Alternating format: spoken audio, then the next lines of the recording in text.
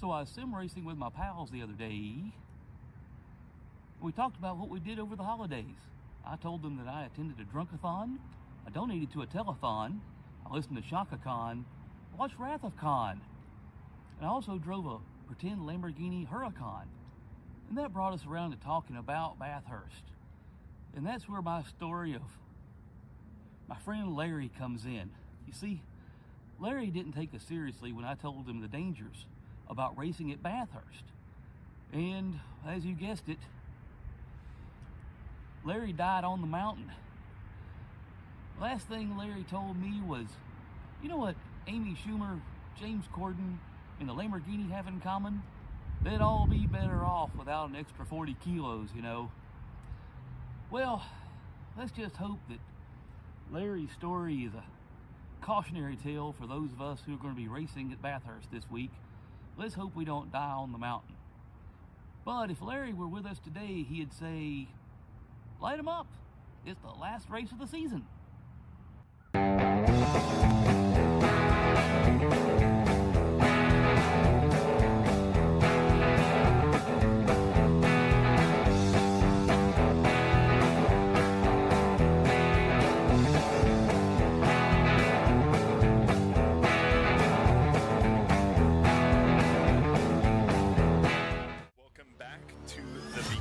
Of another Sim Racing Alliance season. It's been a long break, and we're back.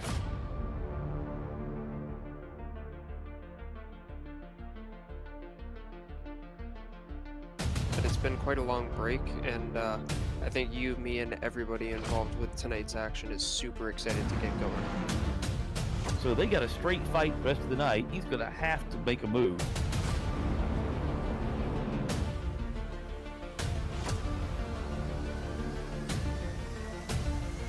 That's a Punterino. Serious pressure from Lustra.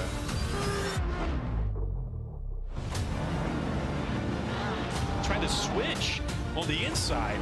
Sweeney goes on the inside for the defense. Oh my goodness, right in between. He's going to dive to the inside of both of them. They're going to go three wide corner.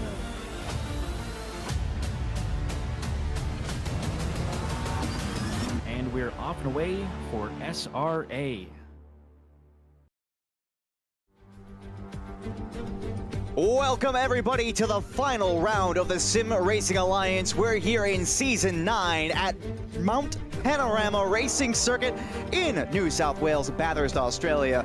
And it is a wonderful day for a race, I gotta say. I'm here once again with Adam Santana and Diego Paul Fimbres Casas for what is bound to be an amazing outing here. And I have to say, this track has seen some absolutely crazy racing throughout the season already. With the 12 hours of Bathurst happening not so long ago, there was some major carnage, and I am looking forward to an entertaining one here again today. Yeah, I think this one will be a little bit easier. No rain this time, and but yeah, this track is still one of the toughest that you can drive in the world, not just in ACC. It won't be the 12 hours of rain. No. At least.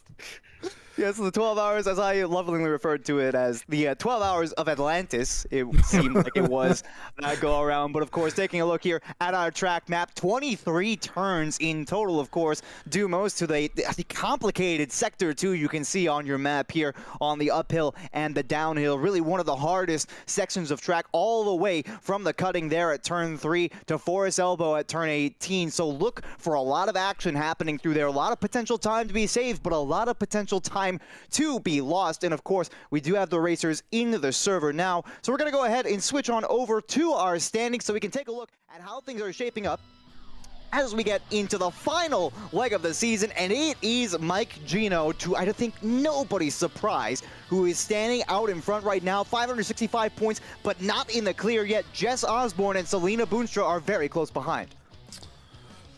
Yeah, all three of these drivers have been so impressive, and so is Austin Weiscarver, who unfortunately won't be racing with us tonight. But yeah, this is going to be a real interesting one because it's not going to be the simplest of races, so finishing the race isn't a guarantee. Yep, and definitely, and like right now with the track, so Mike Gino has the advantage over Selena and Jess because the Porsche is not really that good around here. So for Mike Gino, if I was him, I would just take it easy, finish the race, get a top 3, or maybe even get a win, but just like don't push it. Just keep it together, don't get into a walls, and I think he'll be fine. Yeah, of course, those are our big stories. We'll take a look here at the back half as well, because it's been a bit of a fight for a lot of drivers. I mean, looking down here, even in 27th place, we have Dean Stefani, which I gotta say, they've been putting forward a reasonably good effort. Justin Sacombe as well down here on the second page with Walid Sadat and Ian Demler. All 4 of those drivers have been ones that I've been, I wouldn't say unimpressed with so far this season. It's just the competition of D4 that drives them down to the back, so they've had a little bit of trouble. We'll move over to the team standings now, so you can see just what has been playing out here. And well, I think this really tells the whole story. It has been Lunar Motorsports Comic Racing pretty much from the mid-season onward. They have had, the 2 of them, some amazing finishes. It's no surprise that they've got the clinched win in the team standings here moving into the final round. Yeah, I think I described them last race as the team that was team consistent to the team that is team consistent podium. The back half of the season, they've been so incredibly impressive. I mean, that's what it takes to win a team championship, just being consistent and consistently get good finishes. So, I mean, it obviously helps that you get podiums consistently, right? So, I mean, yep. I mean, congrats to them. I'm looking forward to the Shui.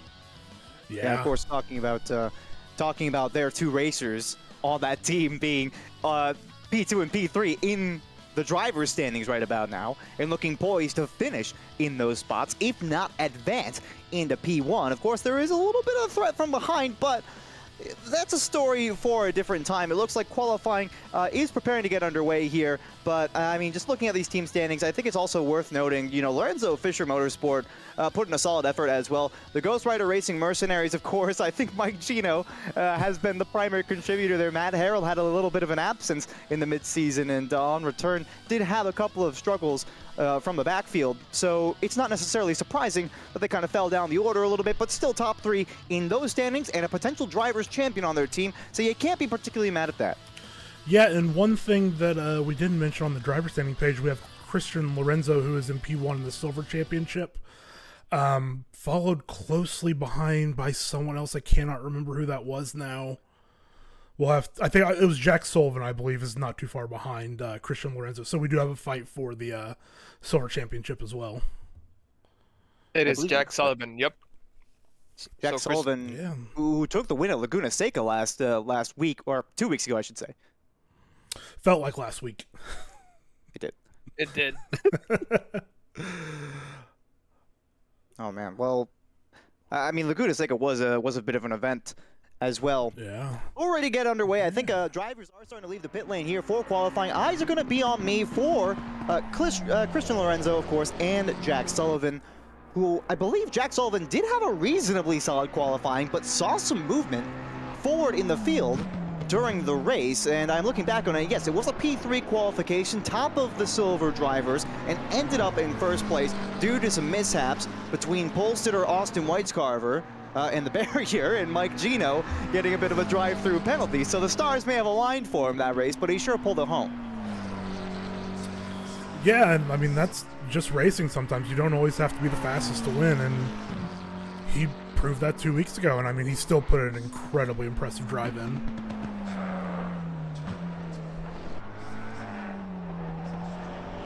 I want to see if there are any incidents that end up happening on the mountain here for qualifying. I saw a yellow flag there for Stefani a moment ago, but I believe they're just moving a bit slow on the track here.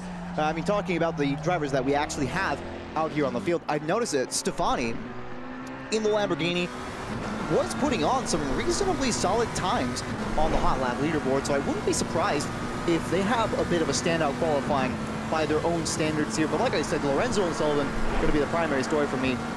Sean Vincent and Wicks as well feel like they have a little bit of potential to move further up in the order than we would normally see them in qualifying. And it is only 17 drivers for today, so a bit underrepresented for Division 4 based on what we might expect to see on a regular outing. Yeah, and of course, as we said with last race, you know, the holidays, it's always tricky for people, so I'm sure that's affecting things. So yeah, not the biggest field we've had, but still a really good field for our race tonight. I mean, if last round wasn't a good I mean, I think we had the same amount of drivers last round, like 17, yes. 16, something like that.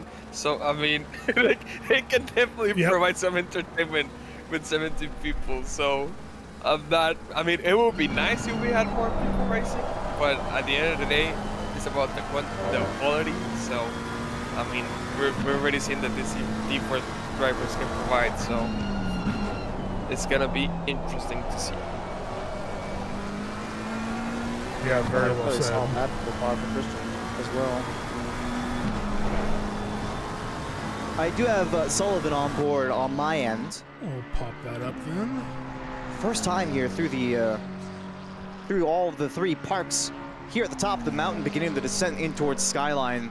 This is going to be a big point of contention. When we were on the practice server, I think you and I both had, and we saw quite a few drivers pushing it to the limit and maybe a little bit over sometimes. I am curious if we expect to see a car in the Bears on qualifying. It looked like a little tap there from Christian. Yeah, that was a tap from Lorenzo. That was definitely a tap.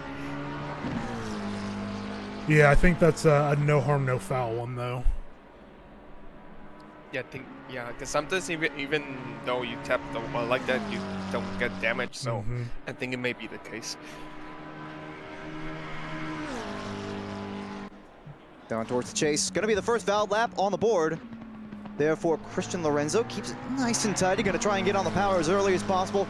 In now towards Murray's corner. It looks like it's going to be a fairly solid banker lap here. Moving in the 155s as they head into the braking zone, and it is going to be, I think, a 2-minute 1.7. That is a nice lap. Pretty decent. Yeah. That's pretty decent. I think that's faster than my personal best around Bathurst, but it's faster than my personal best. To play that for free. not my favorite track.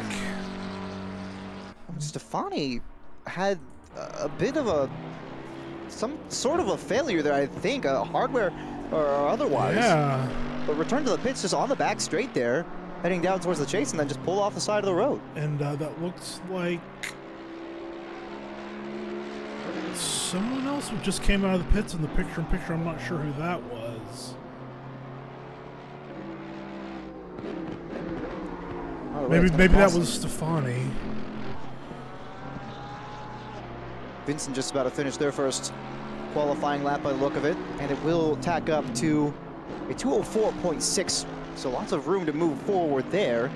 There is going to be a little bit of variation on the timing page. I'm looking, oh my goodness, I think my connection's all over the place. I just saw Ian Demler all over the track there at oh my goodness, what is it, McPhilly? No, I don't know. I'm not sure if that's you. When I moved to Demler, it looked like he was crabbing a little bit. So that might be, curious. Seems okay now, though. but almost 1.8 seconds up on the previous lap. Sullivan looks to be on the same boat, but they do have an invalid lap at that. I wonder if they just made a little bit of contact with the wall. I wonder what the banker philosophy is here for some of these drivers. It looks like on board here with Wicks about 5/10 up into Forrest's elbow. Very difficult one to get right, taking a lot of speed into that. And will have it on the exit here. They're going to be up quite a bit. Still on board with Demler for the end of this lap because it looks like they're about to be up into the 203 range, if not the 202s.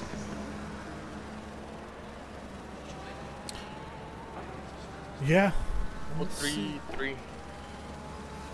P3 at the moment for Demler. Yeah. Didn't move up any positions, but picked up a lot of time though.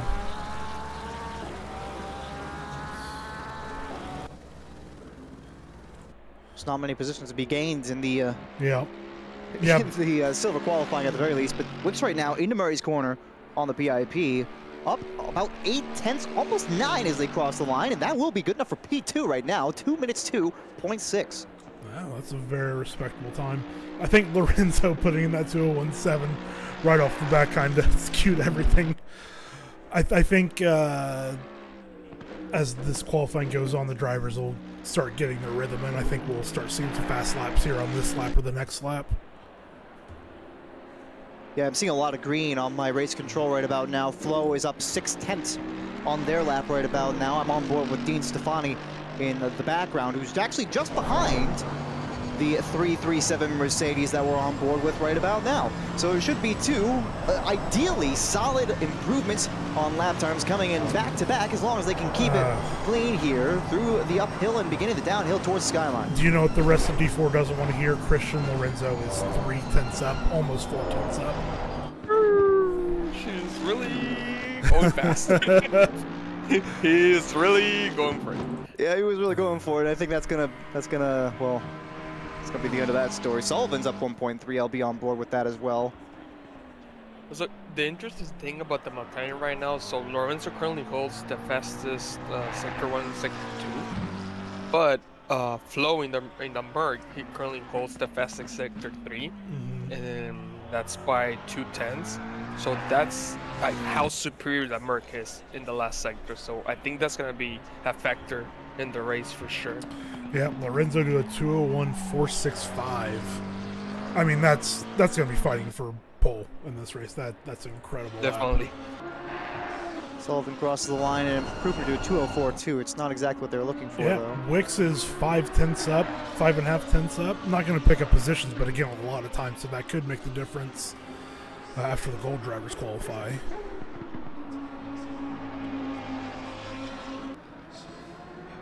Pick up here with Dean Stefani again, who hasn't set a valid lap yet. Ooh, yeah. At this point, you just need to get one on the board. This is your last chance now. Yep. Yeah, because no one's in at least on the downhill yet, so it will be pretty difficult to get another one in for anyone. I don't even think Lorenzo's close now. No, not even close. Yeah, this will be everyone's last lap. Oop, and Lorenzo's got that yellow. Grab that and see what's Vincent going on there. As well Vincent has also a yellow. Take that what happened to Lorenzo? Oh, I here? think I believe Vincent went just straight on in turn 1, so I think they just they were done. Demler, he just hit the wall. Okay, yeah. That's good. So yeah, let's go to Ron Flo, who is about half a second up.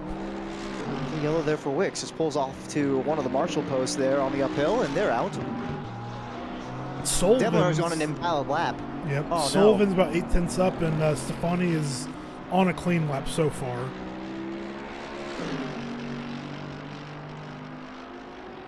And that is time for the silver drivers. Stefani's got to make this one a valid one.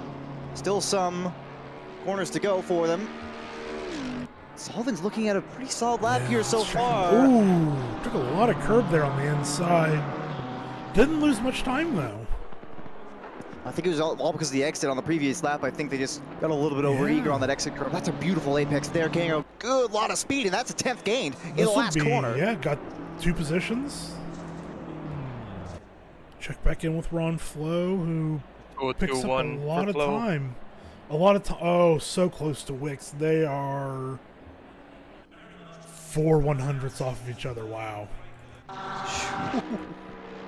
So just to give you guys an example, so I saw Lorenzo doing, I think, 173 miles per hour down the back straight, and in the Merc, I saw Flo, he just did 177.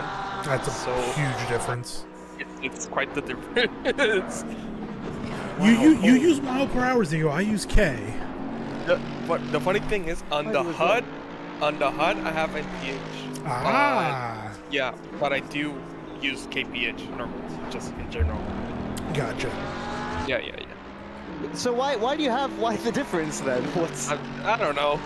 Just because. Just because. The best reason. I don't know. Yeah, I love it. Whatever. It's just what I like. Yeah. What's wrong with that? You know? No, nothing. Mr. Worldwide, I want to have both measurements. I just want to confuse myself whenever possible. I feel like that's gonna be the rationale there. Oh, Gold drivers all queuing up here, getting towards T last, ready to start their laps. So current pole position 201.465, followed by that 202.1, and then the 202.18, followed by Flo, as you mentioned. And Stefani did end up in P4 after all those laps, not putting in a valid one. Ended in 4th of 7 on the silver driver roster. So there you go. 202.3. That's a very, very good time. I mean, that's. I think Lorenzo's going to be in the fight for pole, but I think these folks that are in the low 202s, they're going to have a pretty good starting position. Definitely, for sure. Well, I think it's really going to be all eyes on Gino here. Yeah, I believe Selena Boonstra had a really strong hot lap time. Obviously, you know, that doesn't mean much if you can't reproduce it on race day, but you know you can put that time in. So I think that might be the fight for pole, but like I said, I think Lorenzo's going to be there. But if I'm Mike Gino, I really want to be on pole so I don't have to really fight anyone such a short run into turn 1 and the real fight's into turn 2. So get away clean and maybe break away into 2, and you can just control the race from there. Definitely. Looked like an awfully good take into the dipper there from Mike Gino. Yeah, really clean lap so far. All right, let me see what Mike Jr. is doing on the back straight in KPH now. So it's really a key one as well, because if the Mercedes does get trapped up behind another vehicle, or specifically the McLaren, because we're talking about Christian Lorenzo, fastest through Sector 1 and Sector 2 in so far. Of course, we have yet to get lap updates from the gold drivers, but if Christian Lorenzo in that McLaren, it has a massive downforce advantage, I feel, over some of the other cars in the field. So if they're trying to play to that strength on the uphill and downhill section of this track, but there's a lot of time to gain, and if you get out in front of that Mercedes, that could be your MO, essentially. Is just try to front run so you can take that mountain at full speed, just take your line, and too much curve there on the inside for Gino, maybe a little bit too much curve on the outside, and they end with a 202.48. Not the worst, not necessarily the best ever though. Oh, that's yep. Well, that's horrible exit through turn 1. Out of turn 1. Found the grass a little bit too much for Mike Gino.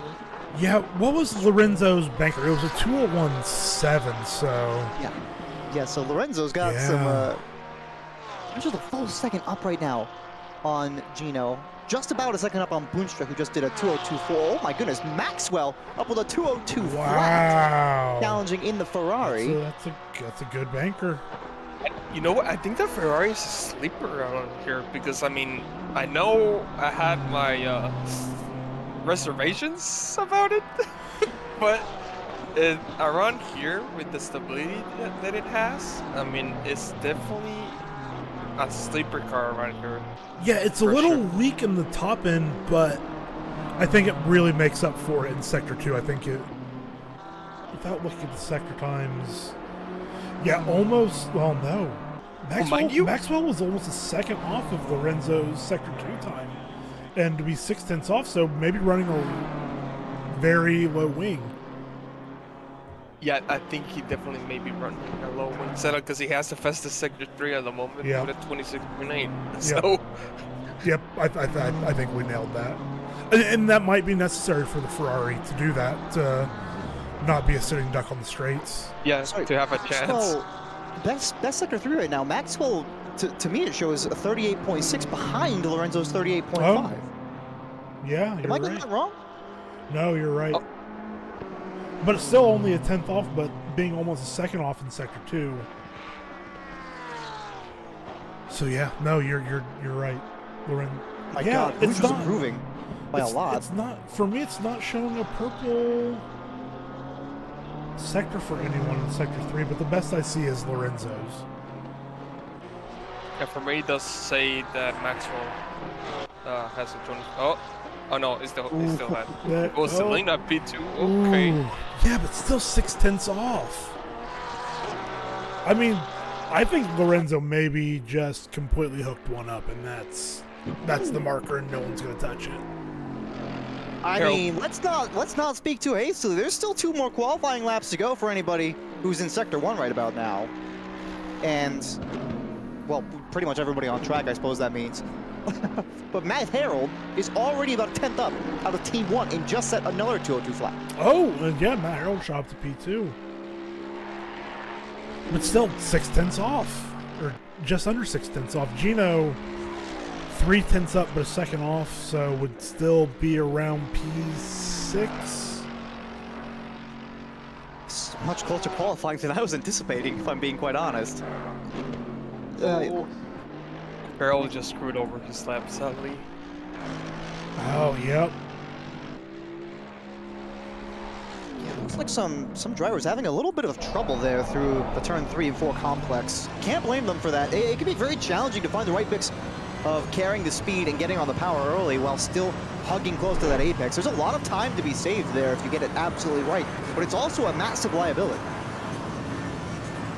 Yeah, it's definitely one of the toughest corners around here because you really have to hug the wall and really have to get your braking right. Because otherwise, I mean, you can lose at an entry, and then if you get on throttle way too early, you get oversteer. So it's definitely a hard one. Gino I don't mean was to alarm anybody, over but Maxwell is up about a second right now. Oh, wow. Yeah, Mike Gino was over 0.4 up and lost a little bit there, but still on a pretty decent lap. Picked up, so yeah, let's go to Maxwell. Oh, wow. Really up. Yeah, he's absolutely flying right about now. Let's Looking see how to his take exit pole. goes. He just did 287. Oh. So that's big chunk of speed. Yes, That's it is. big chunk of speed. What does your zero wing Big Chungus do on the back straight? 288. 288, yeah. With the BOP. Yeah. This is Platt's pole by 201.2. Wow, that's a fantastic lap time. Ludicrous stuff. And it looks like there might be more 201s in the cards. KB Smith is looking to be down in the 201 range right about now. 0.6 up on their lap time with 202.49 as they move down towards the chase. So we'll get on board with that as well. And then I'll have Matt Harold in the background here. You know what's the funny thing? Because I was riding on board with Maxwell, and in the Ferrari, you're supposed to switch gears just when the red lights turn red. So I noticed he was letting it like rip. So he wasn't changing gears when the lights turned red. He was like, yeah. So I mean, I don't want to say he's doing it wrong because he's a pole at the moment. But I mean, it was just something that I noticed. Yeah, and KB Smith went P3 and already almost 2.5 up, and Matthew Harold. Oh, yep. Yeah, he just had a big moment. I'll replay that there from the bottom cam so we can get a look. I think it might have had a little bit of the curb on the inside. No? Hit the outside wall. Oh, boy. Yeah, boy. So easy to do. Yeah, that'll be qualifying over. And yeah, time is expiring. This is everyone's last flying lap. So yeah, Gino's going to be the next across the line, but he's 0.4 down. He bailed out. Yeah. And KB Smith is still around 2.5 up, but needs another 3.5 to bother Lorenzo for P2. Ooh, and had a big moment. Big hit. Yeah. Yep. Yeah, let's go to Curtis Adams. Barks Going about on to the finish back their lap there, straight. 4/10 up, and they're actually going to move a couple of places there into P10, but Adams is right behind him. The last one out on track right about now.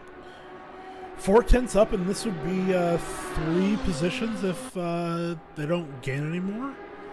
But yeah, it's still some decent time to gain here, possibly. Nice late braking with the Lamborghini. 5.5. This is a good really lap. Good speed buried in there. I think this will be around, assuming they nail the last turn, around P7, maybe P6. Very good rotation with that Lamborghini mid-corner, and yeah, just about P8. Well done there for Curtis Adams. Pull that one home. Driver we haven't really talked about, but this is, I think, probably one of the most interesting qualifying orders that we've had all season long. Maxwell on pole. I won't say I'm surprised by that necessarily. They've been a consistently fast driver, followed by Lorenzo, who was a bit of a sleeper in the second half of the season, and then KB Smith, Matthew Harold, who certainly was fast early on, but has had a bit of a slow resurgence. Then Boonstra in 5th, one of our championship contenders in 5th place. Osborne, P2 in the driver standings, 14th of 17. Yeah, I think our boss may have had not a good qualifying, to say the least. Yeah, it's this is just such a difficult track, and qualifying is just so difficult. And especially since the drivers only have 10 minutes, so it pretty much comes out like at 4 laps, maybe. So, I mean, some drivers like do take their time getting up to pace. So, and around here, and with the rules that we have for qualifying, like you pretty much have to be on it right off the bat. So, definitely. Well, yeah, no, it is challenging. Worth noting as well, of course, standard return to garage protocols are in effect. So if drivers can't safely rejoin on the mountain, we might see 1 or 2 of those in this race today. And the pit line as well, it is mandatory that you have 4 wheels to the left of the solid line on pit exit. So keep an eye out for that. I don't think we'll see any violations there. You know, all you got to do is be a little bit gentler on the power, but you can't just floor it as soon as the pit limiter goes away, because you'll get a little bit of oversteer. Normally you could control that out across a solid line, but since that rule is in effect, they won't be able to do that. Yeah, and I think the pit exit here, the call is correct, you know, to stay to the left of the solid line, but unless you just absolutely shoot to the right side of the track, there's really not going to be incidents on exit. But, again, anything can happen. I've said the same thing before on tracks, and I have collided with people at pit exit where I was being a jackass. So, anything can happen. I mean, we didn't think it was going to run for 12 hours for the 12 hours. Yeah, exactly. So anything could happen. Anything could happen, yeah, well and truly. Well, as we get underway here with the formation lap in a moment, I want to give a huge thank you to our SRA sponsors and title sponsors for supporting us here at SRA, as well as support from Documise, a modern business solution for product management. Go to documise.com to learn more today. And support from Retro Saga, a North American-based gaming company that provides accessories for your favorite classic systems, including Nintendo, Sega, PlayStation, and much more. Enhance your retro gaming experience today at retrosaga.ca. So guys, tell me, I think my eyes are immediately on Boonstra and Lorenzo here out of the gate, because that McLaren is absolutely brutal on the uphill. Source, I'm driving the McLaren, and I think I'm running 1 TC on it, even with a little bit more of a conservative ride height and wing. It really feels like you can just floor that thing through the majority of the uphill, and I don't know if the stability of the Ferrari is going to let Maxwell stay ahead, specifically through Skyline and the S's. I think that's going to be a big advantage, but I'm really unsure how that's going to play out. I mean, hopefully he doesn't hit any bumps and, you know, the Ferrari reacts early, because it has a tendency to do that, sadly, and I've gone through that. And Ryan has made a video about it, so there's just been documented. So hopefully the Ferrari behaves, Well, I mean, there's some bumps at the mountain, but I don't think it should unsettle the car that much.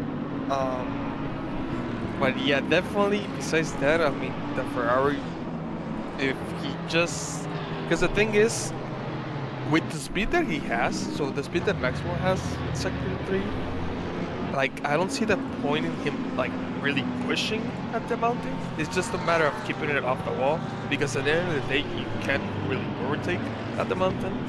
So it's just a matter of being being like maybe a second ahead, so the people behind you don't get the slipstream. But yeah, I mean, I know I'm saying the obvious, but it's just a matter of keeping it off the walls at the end of the day. How to race at Bathurst. Don't crash into the wall. Sound advice. Yep. There you go. Yep. Well, I mean, in fairness, you finished fairly highly in the 12 hours, so clearly you know what you're talking about. I mean, I can't really say that's bad advice. Yep. Surely. I mean, I didn't really take bad advice for the race because I did get into the wall, I think, like twice. I think one time I got into the wall because I had a car ahead of me, and I turned a little bit too early, and I hit the wall going down Skyline. I just couldn't see the apex because of the spray. It was just a dumb mistake. And then I think by the end of the race, I hit the wall because I got under the curb way too much, and the car just went. So I could definitely tell everyone, don't do that. Don't do it. Well, I love these stories. This is great. Do we have to have a race right now? Can we take like a 10-minute pause real quick and then just talk about Diego's experience on the mountain TM? Oh man. That race was quite the experience. I'm not gonna lie. I have to say, I don't know if I've ever been happier to have not been able to take place in a race because my team ran into a situation where one of our drivers had to go to work, and the two of us that were left did not feel like driving 12 hours between the two of us. And if it would have been me and someone else, he had not driven a race in the ACC in about 4 months. So it was a blessing in disguise, but I had so much fun watching you guys race. It was such a great race, and it was so tough. Lots of good stories. Hopefully today is going to be another one as we roll down now double file towards the line. It's going to be Noel Maxwell leading from Christian Lorenzo in P2, KB Smith in third, Matthew Harold in fourth, and then Selena Boonstra from Mike Gino as the lights prepare to go green here at Mount Panorama for the final round of Season 9 in Division 4, and we are racing here in Bathurst, screaming down towards Hell Corner for turn 1. It's going to be the inside line there, but Christian Lorenzo on the outside, looking just to be about ahead of Maxwell. Selena Boonstra was trying to move a little bit as well, but won't quite get the run, and Mike Gino still held behind as well. It's a little bit of a gap against the form there. Yeah, it looked to me like Maxwell was really out of position in his grid box and was behind Lorenzo. He's ahead now. But he just smoked him on the straight. Just the difference in speed is insane. My God. That was incredible. So they've gotten through fairly cleanly so far, but now in towards the cutting. Will they all make it through here? It looks just about so. Taking the outside line, there's not the place you want to be in. Oh, that's a big contact in the back of the field. Demler's been spun around here, and we're going to take a look at that one here in the picture-in-picture as we follow the action through. Oh, man. Oh, just such a small tap. I think they might have tapped the wall on the outside a little bit as well. I was on the incorrect cam beginning that clip, but either way. Yeah, it would be interesting to see if Lorenzo... KB Smith, what happened there? Did I get the right car? I think I got the wrong car. Got it back here. KB Smith, who started in a fairly high position, although there was a little bit of a wide run there from a car in the front, and I think they might have overreacted trying to make an avoiding move. They at least keep it pointed straight. And Lorenzo, in the slipstream, didn't really... Lost a 10th to Maxwell too. Oh my goodness. No, like even in the slipstream, Lorenzo hit 281. He just... there's nothing there. Yeah, it's gonna be a hard one. Yeah, if Maxwell keeps it clean, I think it's going to be theirs. Yeah. It reminds me of my Porsche experience, the 901.2. It's pretty much that everywhere. Yeah, and you didn't have BOP. Yep. Well, I mean, the McLaren has been BOP'd, so that's not helping it, but... Oh, definitely. But not 7 kph difference, though, so... No, I mean... Gonna see a move into turn 2 from... No. Once Flo pulled out of the slipstream, there just wasn't anything left there.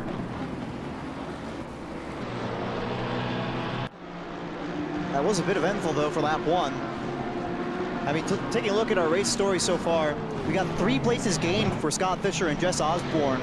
Certainly a good first lap for them. Selena Boucher up 2 onto the podium already. Yeah, definitely had a great start. That's what Booster has to do, and hoping for Mike Gino to fall down the order to possibly have a chance at the Drivers' Championship. This is big, too. I mean, if Osborne can move up in the order, and if Gino has a bit of an issue, then there's a very real potential that Osborne could steal away the championship. I don't think it'll happen, but we're talking about outside chances here, my God. It was about around 40 points, correct? 35 or 40 points, so... Like 45, I think it was. Yeah. The total cap. Yeah, so it's definitely in the realm of possibility, but it's at this point I think it might. I don't think Gino has to DNF, but it's going to have to be around the bottom few positions with Boonstra or Osborne winning. But let's take a look here at the points. So much can happen. 17th position is 41 points. So if Jess takes the top spot, it has to be the top spot. Jess has to take the top spot, and Gino has to finish last or DNF. Or excuse me, 43 points as well for 16th place. There's a 46 points for 15th, but I believe Gino would likely win on a tiebreaker due to the number of wins that they have. I don't know if it goes to wins or podiums. Barker on the inside in turn 1 on Osborne, but Osborne's braver on the brakes. Yeah, I think Jess is really going to struggle to defend against the Big Chungus. I mean, the Big Chungus has a speed. For sure. Yeah, there he goes. There he goes. He backed out. Oh, yeah. You don't want to make a move there, though. I mean, surely not from that far back at the very least. Definitely. No, I think we also need to point out Maxwell on that last lap. Best lap of the race at 2:03.1. Lorenzo was at 2:04.9. And that's why we have the almost 3-second gap we're at. Lorenzo's lap wasn't a particularly impressive one. I'm going with Boucher right now, who did last lap a 2:03.7 and is behind Lorenzo, just about nose to tail here as they go through the S's into the dipper. Cockcroft, Barker, and Osborne are scrapping it up right now for P11. Also, mind you people, I have to remind you again, Boonstra is under control. Yep, yeah. And she's driving at this track, which is one of the hardest in general. In any series. I don't care if it's GT3. Oh, she's going for a move! Oh, what was that? What was that speed difference? Hang on, I'm gonna roll that one back. There's no way. I think maybe Lorenzo hit the wall out of the forest, or... But just look at this, because it almost looks like he lifted off. I mean, that's just ridiculous. I think he had to have clipped the wall. That's... Yeah, I mean, that distance was huge. Because, I mean, let's be real here. It's not like the Porsche. Osborne just lost 2 positions. We'll roll that back. Maybe goes too deep on the brakes. Oh. Yep. And a little bit of moment there. But they pull into the pits immediately afterwards. I think that's the right call. So did Matt Harreld. You made a mistake. You just go right into the pit lane after that. Yeah, and just get that out of the way. And you get out of the traffic and you can set your own best times. Now you don't have to worry about fighting anyone. And with a field as small as it is, I think that's absolutely the right call. I think Lorenzo must have sustained some damage that we didn't spot at some point.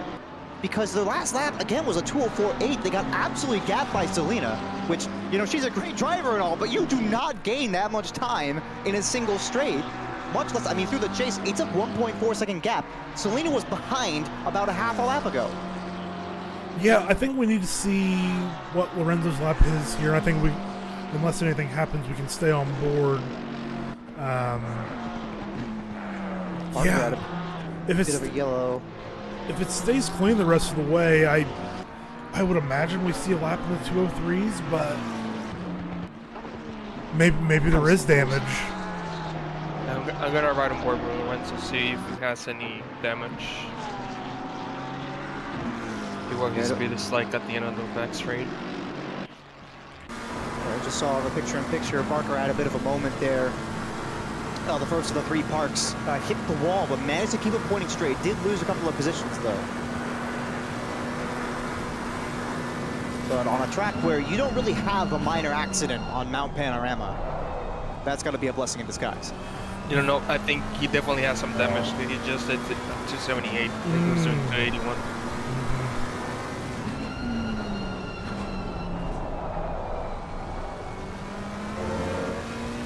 And Selena seems to be that lap was a 205. I think Lorenzo had to have picked up a lot of damage somewhere that we did not see. But this begs the question, if Lorenzo has damage and it's clearly impacting their lap time in a major way, why haven't they pitted yet? I think it's maybe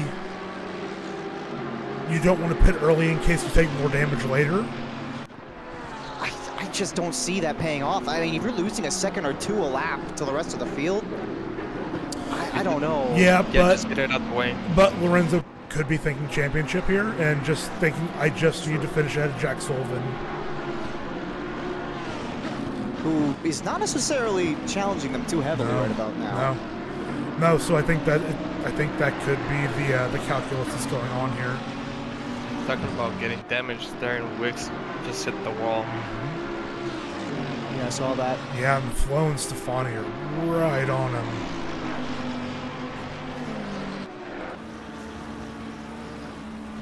Barker, despite having a little bit of a hit earlier, is up behind Sullivan as well. Seems like Adams had a moment to Skyline. Barker is all over Sullivan. Big Chungus on Big Chungus.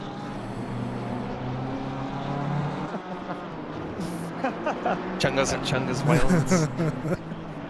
So just the way you phrase that, it's really amazing. Man, Maxwell is still just churning out laps here in the Ferrari. Just absolutely kicking everybody else to the curb right about now. Like half a second faster than the next fastest car. I mean, that's incredible. I mean, Bush was really putting in the fight as well. A 202.8 on her last lap, which is the second fastest of the race, if I'm not mistaken, at least in terms of per driver. Yeah, it is per driver, I believe, but Maxwell has pretty much been in, I think, the last 3 laps have all been in the 202s, so in the mid 202s, I should say. But that 202.8 by Selena might be bothering him. But I mean, maybe Selena's going to pick up some more time here, and maybe we'll see a fight. I hardly would think so. I mean, what's to be bothered about? You have the best lap at a 202.53. You just did a 202.55. You're going to walk away from the remainder of the pack at this point. If you can just keep up this pace, then the win is practically yours. Yep, but it's one mistake here, and you can lose all of that. It's yeah. It'll be interesting to see. I mean, the top 3, it's 10 seconds already. I think Lorenzo's damage that we think he has is probably playing a huge part into that. The last lap was a 2:04.3. I mean, not awful, but still not competitive with the top 5 drivers. Gino just got up to him. Yeah, I think Gino's probably gonna blast by on the back straight here. Oh, he had a horrible first double. Saw Barker and the PIP just took another hit there at the top of the mountain, going a little bit wide. So that's going to be a little bit of extra damage. Barker might have to repair damage going into the pit. They're lucky, I think, that they're still maintaining the pace that they are at this point. But yeah, it looks like Gino is just raring to get this move done right Yeah, about now. closing a lot, but not as much as I thought. Don't lift through there. No. Don't lift through there. Don't lift. Ooh, no. That's the last thing you want to do. Man, that car got squirrely. In Gino pits, I think that's maybe the right call there. Yeah. You'll be stuck behind somebody who you know is a lot slower than you, but is not going to forfeit that position. Yeah, it'll be interesting to see where Gino comes out in relation to Harold. I did not do my normal research, and I don't know what a pit loss time is here. Give me just a minute. Let him cook. Let me cook. So, taking 1 liter of fuel is around 29 seconds.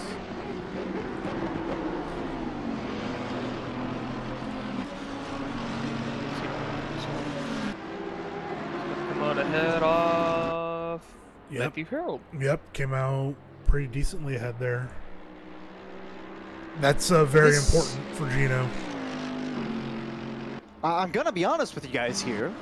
This feels like it's shaping up to be one of the lesser eventful Division 4 races so far.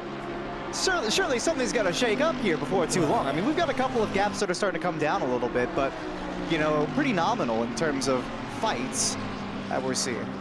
Because right now, so Stephanie, let's see. So Flo is pretty close to Wicks at the moment. That's the fight for P5. Stephanie is a little bit behind Flo. And Fisher is right behind Stephanie, actually. I'll go with that right now, actually. The Big Chungus battle is still going on. That's for P10. Which they're catching up to P9, that being Pat Crockcroft. But besides that... Maxwell did a 2:02.4 last lap. What in the world is going on? Yeah, he's dialed in. That's incredible. Actually, Lorenzo his last lap was a 2:39. Okay, well that is picking it up, so that's good, but still not anywhere around what those around him are doing. Yeah. Flo just got a little bit too excited on the tunnel coming out of turn 1. Barker into the pits. We're gonna keep an eye on that pit delta and see if they repair the damage that I know that they have. They got a little bit friendly, swapped some paint with the wall atop the mountain, like I said. Yeah, I think it depends what it is. If it's not affecting your steering and it's not killing your top speed, I wouldn't fix it, but this is also one of those tracks where one more tap could really compound onto that, so maybe you just fix it and take the hit. It looks like their stop time is ticking up past the 15-second marker, so I believe they are repairing the damage. How much damage is it, though? It continues to tick. I'm waiting to see them get rolling again here. So it's definitely quite a good amount. Yeah. I mean, these were not insignificant hits. Their car has been released, I think. No, not quite. No, still ticking up. I see 33 for stops. I wonder if they took tires. No, because they really just had that much damage. I think they probably had that much damage because the...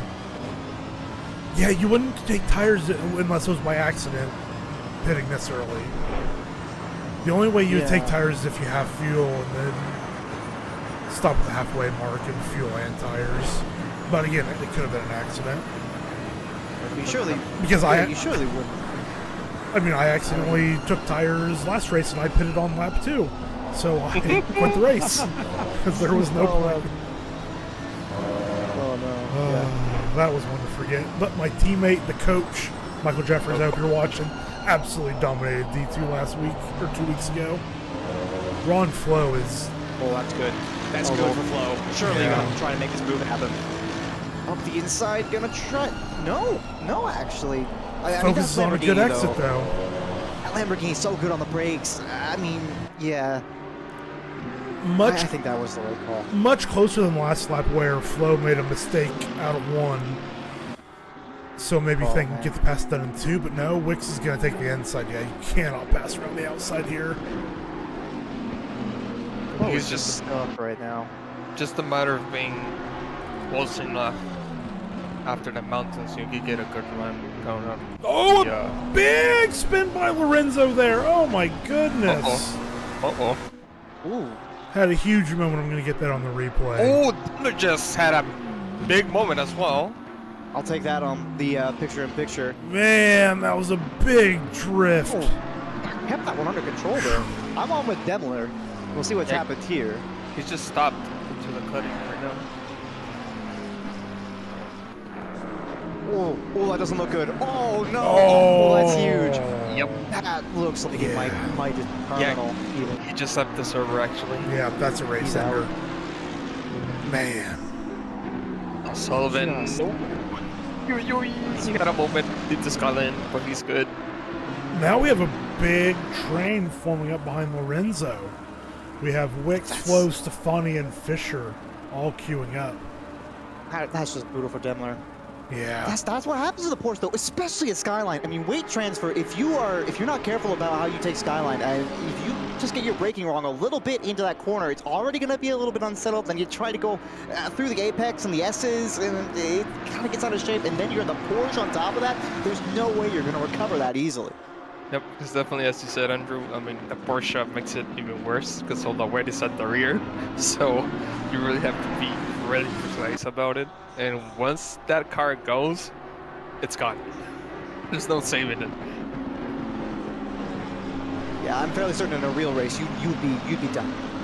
There's no questions asked. In a real race, your car is out 100%. So I'm not at all surprised to see that demo just call it quits and toss it in.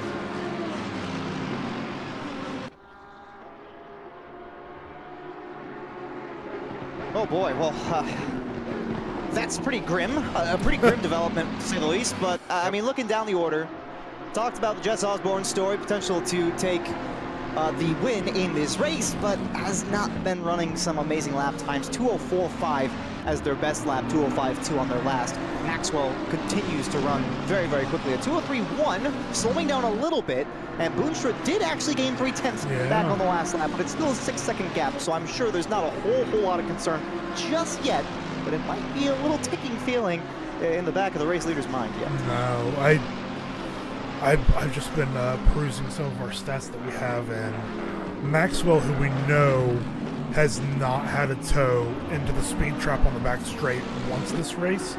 Top speed 284. The highest top speed of the race is 286. So Maxwell is 2 kph off the top speed with no toe. He just set this car up incredibly to be so fast, but it's not slow in the middle sector. Flo wants this so badly. Oh boy. Don't lift, don't lift, don't lift. Stay in it, stay in it. That force is a bit narrow from the car, and there's not a whole lot to be done about it. And the Lamborghini's so solid on the brakes. You're never gonna make a mistake there, I feel like. So I did see Flo hitting the wall kind of for his elbow. I did catch that. Yes, a very light little tap, but ooh. Bit of a shake there, but got it under control. Sullivan just got by Cockcroft. I'll roll that back 15. Oh, Cockcroft must have made a mistake. Yep, same thing Osborne did earlier in the race. And the same car. It can be a little bit easy to go slightly deep on that, so. Yeah. And in the same vein, talking about the top speeds, Selena Boonstra in the Porsche P2 top speed and the speed trap 277. Jesus Christ. So, oh my God. I will say that I think Selena is maybe the only person that maybe hasn't had a toe into the back straight, because even Jess in the same car has a 282. What are the other Porsches? Cockcroft, a 283. Yeah, so Boonstra's probably just never had a toe into the back straight, or just running running a lot of downforce, which is keeping her safe in the mountain. I mean, that's a very real thing. I mean, you can sacrifice a little bit of that straight line speed to give you confidence through stability on the mountain to take the S's. And, you know, you might be able to take a little bit more speed through some of the high-speed left-handers on the uphill as well. Which there's been an incident between Stefani and Fisher. I got that on the main. Take that back. Let's stick on flow. Through the assist through the dipper, maybe? Yeah. Clip the inside and then just tagged Fisher and put Fisher into the wall. Oh, that's just unfortunate. That's one of those that just happens. Oh, stay in it. Stay in it. Stay in it. All time. Oh, he lives out of it. He takes such a wide. I understand doing it, but he could really pin Wicks onto the inside there if he wanted to. Flo is in hell right now in this Mercedes. Yeah, Flo needs the pit at this point, I think, because at this point, if either of them pitted, they should get by Lorenzo. Just a bit of a little desync there. I don't know if Flo saw that, but I would be mad. If I was in that position, it looked like I had the run, and then suddenly the car in front of me was kind of, and went forward a little bit, I would be furious. Yeah, it did look like a block. It did look like a block, but I don't know if it was probably a desync. There's no way. Is Flo going to go for it? I really thought Flo was going to go for it for a second, just for the sake of it. There just seems like there's no way that Flo can get Stefani out of, or Wicks out of shape in this instance right about now. Because the thing is, like, with Flo being stuck behind Wicks, I mean, he's wearing the tires more because it's making the car work more in the mountain. So you don't really want to be stuck behind someone around here. So if I was him, like, I think hitting right now would be a good move, or just like really go for it, because otherwise just being stuck behind Wicks is just not going to be good for the long run. Well, Lorenzo is really the one who's benefiting from this the most right about now, because they've had the pressure really laid off of them.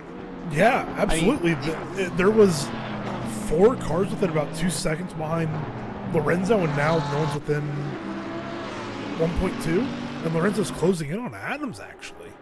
I think Adams might have had a couple of moments. I'm actually going to roll this back. Adams about did it. 30 seconds or so. Yeah, Adams invalidated. Oh, yep, you can see it had a bit. Yes. Oh, yeah, I thought I saw sparks earlier on around that area.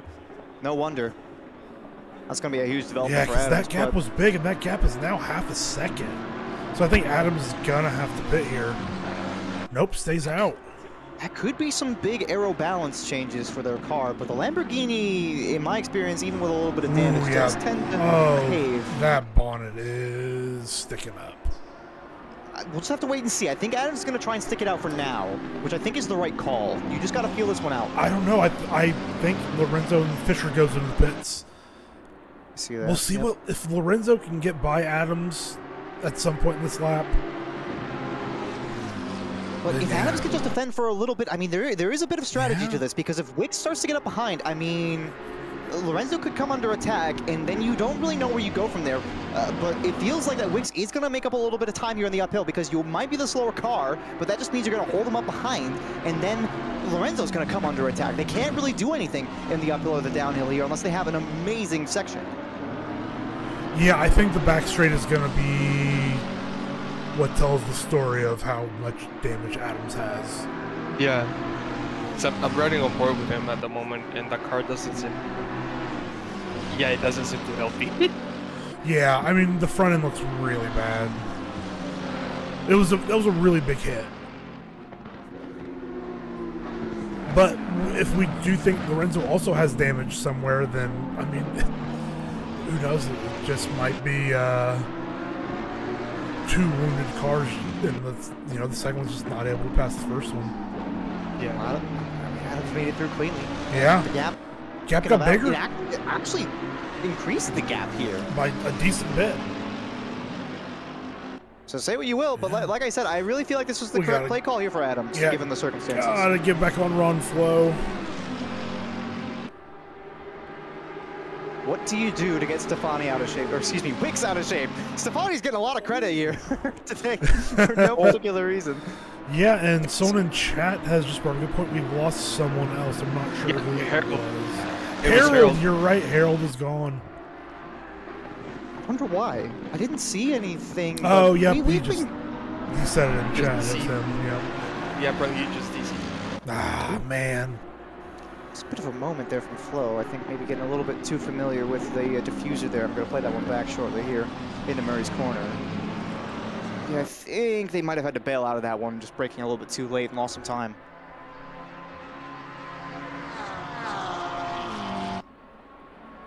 Gonna... Go ahead. Just real quick to address the lead, again, it's a 2:02.7 last lap for Maxwell and a 2:02.6 for Boonstra. The gap, 6.7 seconds. So, nothing really changing there. It's funny because I was about to say, like, at this point, like, the pace drop-off, you can really feel it, but apparently Maxwell and Boonstra are not feeling it. Yeah. Because, yeah, when you're, like, 30 minutes into a stint at Bathurst, that's when you, like, the pace drops off a little bit. But when there's around 15 minutes left, I mean, the pace starts to come back to you because of the weight that you lost. That's the wall. Yeah, kiss the left wall a little bit. Yeah, that's a short shift with the second gear there to keep it stable from the dipper. That's a smart call. Yeah, but Adam's last lap was a 2:05.5. That's... If you're Lorenzo, you have to get by.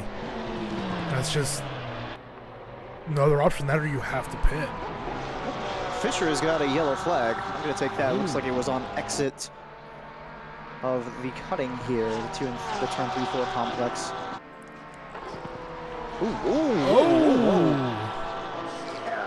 Yikes. Good Avoid save. contact, though. Yeah. Just going to hop on board with Cockroach and kind of keep an eye on that battle. That's against Osborne.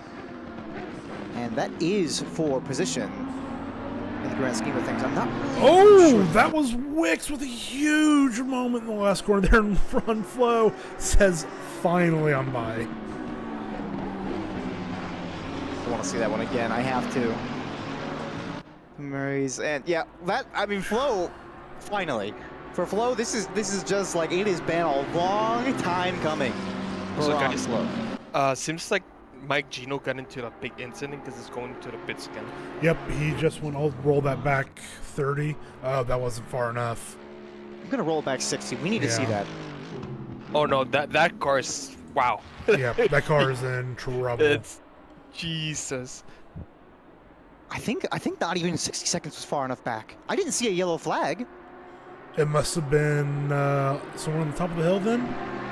Yeah, if I go to the bonnet cam, I'm fairly certain that this car, that does not look correct on the bonnet cam. I don't know if I'm just misreading that. No, on the TV, you can see the bonnet's kind of popped up a little bit there. Way popped up. Gino had some sort of major incident. And again, this does open the door here for Osborne. If Gino has some major troubles in this race, or does it, who really knows? Or doesn't it really open the door more for Boonstra, who is in P2? That's true. Oh my goodness. Oh wait, no, because if Gino finishes the race, I mean P15 lowest, which is 46 points. So then it's not possible for a change. So I Gino, don't think it's possible. So Gino just has to fix his damage and stay out, and that's it. Essentially, yeah. But I don't think so. I'm gonna look here. The gap to the leader is 63 seconds. Ron Flo is almost pushing Lorenzo down the back straight. Oh my goodness. Also, KB Smith trying to make a move from Jack Sullivan at the moment. I'll get on board with that. I backed off a little bit now, but he's definitely close. I still cannot believe one of Lorenzo, Flo, or Wicks have not pitted out of this traffic. Adams is still soldiering on, by the way. I'd like to point that out. I thought that was the correct play call, and he is keeping it clean. It's working for him, but the problem is, if he fixes the damage, he's going to get done because of the time loss, and if he doesn't, everyone should undercut. I just don't know why these drivers just haven't pulled the ripcord and just pitted put a couple clean laps in and make sure you come out in front of him. Well, I was gonna say there might be a potential, tire swapping strategy with low fuel take at the start, but that looked like a bit of a moment there, actually. Hang on. Is Flo gonna try to make something happen here up the mountain? Oh. No, surely not. Might try to go up on the inside here. I've seen it happen before, but no, they're not close enough. Oh, that would have been a move. It's a very brave move to make. It's just a matter of keeping close. Oh, and I was on board with KB Smith. I didn't quite catch what actually happened, but they dropped off. I'm gonna back that up a little bit, see if we can locate that. Yeah, it was looking like a turn 4 there. They had a little bit of a moment going wide at that corner, so no surprises there. Oh! I was about to say, I think Ron Flo was gonna get Lorenzo there, but but gonna get the place back. I think so. No, that Mercedes is stronger in the straight line, even with the slipstream from behind. There's no way. If Wicks got this place back now, Flo would be furious. They're gonna go for it. Well, showing on the outside. He backed off. Wicks backed up a little bit. I think that's a wise choice. If I'm Wicks, I do the exact opposite of what Flo here does here. I pit or I don't pit. You have to. Flo didn't pit. Oh, you got to. One of you has. Someone has to pit out of this There's train. so much space on this track. Yeah. There's so much space on this track. Also, Gino just pitted again. Pitted again. Oh, Cockcroft against Osborne on the back straight. And Cockcroft is by. Yeah, I'm going to back that up because it looks like it might have been a mistake out of Forrest's elbow here for Osborne. Yeah, just a little moment of oversteer. Yep. Porsche moment. That's for position as well. And in a story we've been talking about, Osborne potentially fighting for a championship win here, although the chances are slim at best. I mean, Maxwell could still make a mistake. Will it happen? Probably not, but it could. And we always play with hypotheticals. So, Austin, to answer your question, Adams last lap at 2:05.1, Lorenzo at 2:04.8, Ron Flo at 2:05.3, Wicks at 2:05.2. So Adams is really limiting what the cars behind are doing. Also the KB Smith, Jack Sullivan battles. I'm on with that right now, actually. Then they're pulling up to the back of that. KB Smith backs out of that, actually. I would have tried to stick it up. I would have tried to go for that move, I tell you. I think that the McLaren could have gone for that move right there. They're going to wait on it. Oh, that was a huge moment there for Jack Sullivan. Good recognition there from Smith to slow that down from behind. We're just going to have to wait on it more, though. I mean, Smith, look, I'll be honest, patience is valuable, but at some point you are going to have to start kind of forcing the issue here.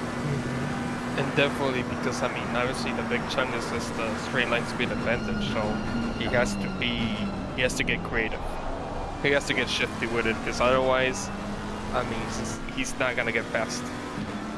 I was in this exact same position. Finally, someone pits out of this train. Who followed him in? That was Flo followed them in? Lorenzo went in, and I believe Stefani followed in. No, Wicks. It was Wicks. Okay. Yeah, during Wicks. Oh, and there goes KB Smith. We cannot keep Wicks and Stefani straight tonight. Okay, yeah, there we go. A smart move from KB Smith. Yeah, they're on. I think they are teammates at least, right? Please tell me they are. Oh my goodness! Yeah, I was gonna go crazy. So now we've got Flo free to attack Adams in front. This will half-second gap. Telling where they come out in relation to Cockcroft and Osborne. So I'm gonna go back to Lorenzo, who is moving and is exiting, and yeah, they dusted that pack. KB Smith's still sitting still, but Wicks is out. Cockcroft is going through T1. So yeah, KB Smith looking to lose out to that small pack, but yeah, Lorenzo and Wicks came out well ahead of it. And Ron Flo has pulled up to the back of Curtis Adams. Hit this last section of track there in towards Skyline, actually lifting out because they saw Adams was going a little bit wide in towards the entry of Skyline. This is another situation where I feel like if I'm Flo in the situation, I want to try to force that issue a little bit more. Not necessarily try for the overtake, but at least make them think about you, right? Because you know that Adams is slower. You know Adams has been holding up this whole train. You might not know that they have damage. But this is a mental battle. I mean, we've seen this time and time again. Flo has already gotten stuck behind one Lamborghini. You don't want it to happen again. He's already pulled 3 tenths. He's got to stay brave here. He just... No, he's just not being aggressive enough, Flo. Yeah. D4, shame on you guys tonight. Osborne with, yeah, well, we'll run that back. A Porsche moment and a save.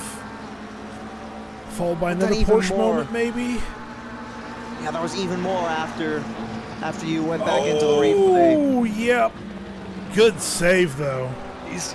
Yeah, but there was more. Right but lost positions to Fisher and KB Smith. Yeah. You can see it back here. I took it right back in the PIP. Yeah, heavy contact into the opposite wall. That's almost certainly going to be the end of championship contention there for Osborne. Yeah, Ron Flo just needs to stay within, I think, 3, maybe just 4 tenths of Adams going out of forced elbow, and should be able to make the move, but just has to stay brave through the kink. Yeah, just stay close. Yeah, and like, the thing is, I mean, lifting at the kink is really dangerous. Because, because obviously you're going at really high speed there, and lifting after really, like, unbalance the car. But in the Mercs it's especially worse, because, I mean, it's one of those cars, it's similar to the Porsche in the aspect where you really have to be constantly on the throttle. So he got really close to the wall, rough Flo. Adams went a little bit wide there, though, so this gap is still going to stay about the same, I think. It went up a little bit to around 0.6, but... Slightly deep at forced elbow here. This is going to be the opportunity. Yeah, I think Flo was much better through forced elbow. But yeah, still 0.5. You can't lift through the kink. Look, I know it's a different car and everything, but the kink is flat for the most part, if I'm not mistaken. You've got to stay confident on this one. You've got the run. Look at the difference. Gotta stay in here. Gotta stay in here. He did. All right, at least make an abs think about it. Yeah, I do agree. There's just nowhere to go on that one. That was a different story. No, absolutely, that was the right call. At least made Adams consider what was going in pits. I think that's about 20 minutes too late for Ron Flo. I think if he would have pitted 20 minutes ago, he would be finding himself on the podium. But there's a universe. Yeah, there's a universe where Flo is 20 seconds up the road. Stefani follows Flo in. We got it right that time. I got TV2 of Barker here, who just had a yellow flag. It looked like it might have just been a little off here. Oh, no, not a little off. That was a massive contact there. Entry to Skyline, getting into the gravel. That's massive damage. Holy. Stefani into the pits as well. Nice. What the heck? That was weird. So Stefani was, like, pointing to the right? Oh, he was stopped. I don't know if that was like something on my end, but apparently all went fine, so... Man, so Lorenzo and Wicks both came out in front of Flo. I think Flo really should have pitted a long time ago, and I think would have come out in front of this entire pack. I think Flo right now has been the most unfortunate driver. Yeah, I agree. The most unfortunate driver. Adams just hit the wall again, by the way. He kept on going. Rolled that back 30. He kept on going, but he definitely hit the wall pretty hard. I think at this point, if Adams isn't holding anybody behind him specifically, now is the time. Now is the time to head into the pit, because you are not adversely impacting anybody's race but your own. Scraped it by going along with this much damage. Before you were holding up 3-4 cars behind, 4 position, but now you're just kind of snailing through some of the sections of the track. I mean, there's no other way around it. And the weird thing about it is that, like, because we were seeing the difference in straight line speed between Flo and Adams. Like, someone should have made an overtake. Yeah. You know, like, because he was at this like a 5 kph difference. I wouldn't be surprised. I would be surprised if it was only 5 kph what we saw. Yeah, because, I mean, it was definitely more, so... I mean, props to Adams. I mean, he's to it. He came up winning, so... Well, so far, anyways. But yeah, no, definitely... Flo just... He just didn't pit soon enough. Yeah, you have to imagine that Lorenzo is in line to take one of those podium spots, and Maxwell and Boomster are probably taking the other two. I was actually just checking that. Pit stop time looks like the nominal stop time, the lowest we've had this race is Osborne, 34 seconds, with 5 seconds total stopped. I believe that accounts for time spent rolling through the pits, no? So the total time is once you enter the actual pit lane proper, from pit line to pit line. So about 34 seconds time lost right now. The gap to the leader from Lorenzo is 69 seconds. So, sorry. Well, I mean, that's loads of time. That's loads of time for Maxwell and Boonstra. Maxwell has a gap to Adams in P3 to pit and come out ahead if they wanted to pit now, which they won't. Maxwell will go to the last lap. Oh, that was the last somewhat close battle that we've had. Yeah. And KB Smith just lost it there against Fisher at the cutting. Or excuse me, at Quarry. Yeah, let's check in on some drivers we haven't really seen much. Let's watch Vincent for a little bit. It's ironic you should say that. As soon as you mentioned that, I was like, oh, let's check up on Curtis Adams. I remembered he's been the story after that damage. He was having a pretty clean race up until that moment where he just had a damage on his own. He was up into P3, you know, without the pit. He was having a really, really solid run of it. I mean, still having a good race. Depending on what he does with fixing the damage or not, I mean, I think it'll still be a really good finish. But like some of the damage, right? You know, it was like just hit the body with a hammer a couple of times and send me back out there. So you can turn off bodywork or suspension damage and only fix one or the other. Yeah. Typically, I only fix suspension damage unless my top speed is really bad. And that might be what Adams does if they have suspension damage. They just fix that and don't fix any of the bodywork and just rock on. But or they don't fix any of it. I was under the impression that you can't fix the suspension unless you fix the bodywork as well. No. No, you could just what you want to fix. Yeah, it's one of those things where if you don't have damage on one of them and you turn it off, I think it turns the other off as well. Or maybe vice versa, if you have damage on one of the others and you turn the one that has damage I was pretty sure off. that you can repair bodywork and not suspension, but I think you have to repair the bodywork to repair the suspension. I could be incorrect on that. So somebody fact check me in the chat, but I mean one way or the other. If you have suspension damage, I think pretty much 9 times out of 10 you fix the suspension damage, because that very significantly impacts how your car handles for the most part. I mean, you can't, unless you are a god racer, which I don't know about you guys. I do not qualify. I do not classify myself as a god racer. I cannot race with suspension damage. Unless you're driving the big chungus, because in front of me that thing doesn't care. I'm not even kidding. I was driving with 15 seconds of damage in the 12 hour, and the car just didn't care. What's the thing? It's like if you have 15 seconds of bodywork damage, you can still soldier on. I think that's where Curtis Adams is right now. Yeah. I think that's where he is right now, which is why I said it would be nice if you could just say you know, don't take 20 seconds to fix my bodywork. Just kind of bang it here and again to try and get it. Oh, that's huge. Oh no! I was just about to say Fisher's gonna put a move on the back straight, and not anymore. That's gonna bring KB Smith back into the conversation now, and I don't think that was severe damage for Fisher. It's gonna be a little bit. It was a pretty big hit. Their teammates. I'm gonna take it back. I think they might swap positions here now. Yeah, okay, that second hit right. Was that was a pretty big hit. I don't think. I'm not sure that'll affect steering, but that is pretty hefty. No, they aren't teammates, are they? They just both have blue cars. Yeah, no. No, because it's Fisher and Lorenzo. Fisher and Lorenzo, yes. Really should have that down by now. It's not like it's in their team name or anything. No. I haven't read that, every week for the last almost 2 months. It's fine. They don't pay us for these things.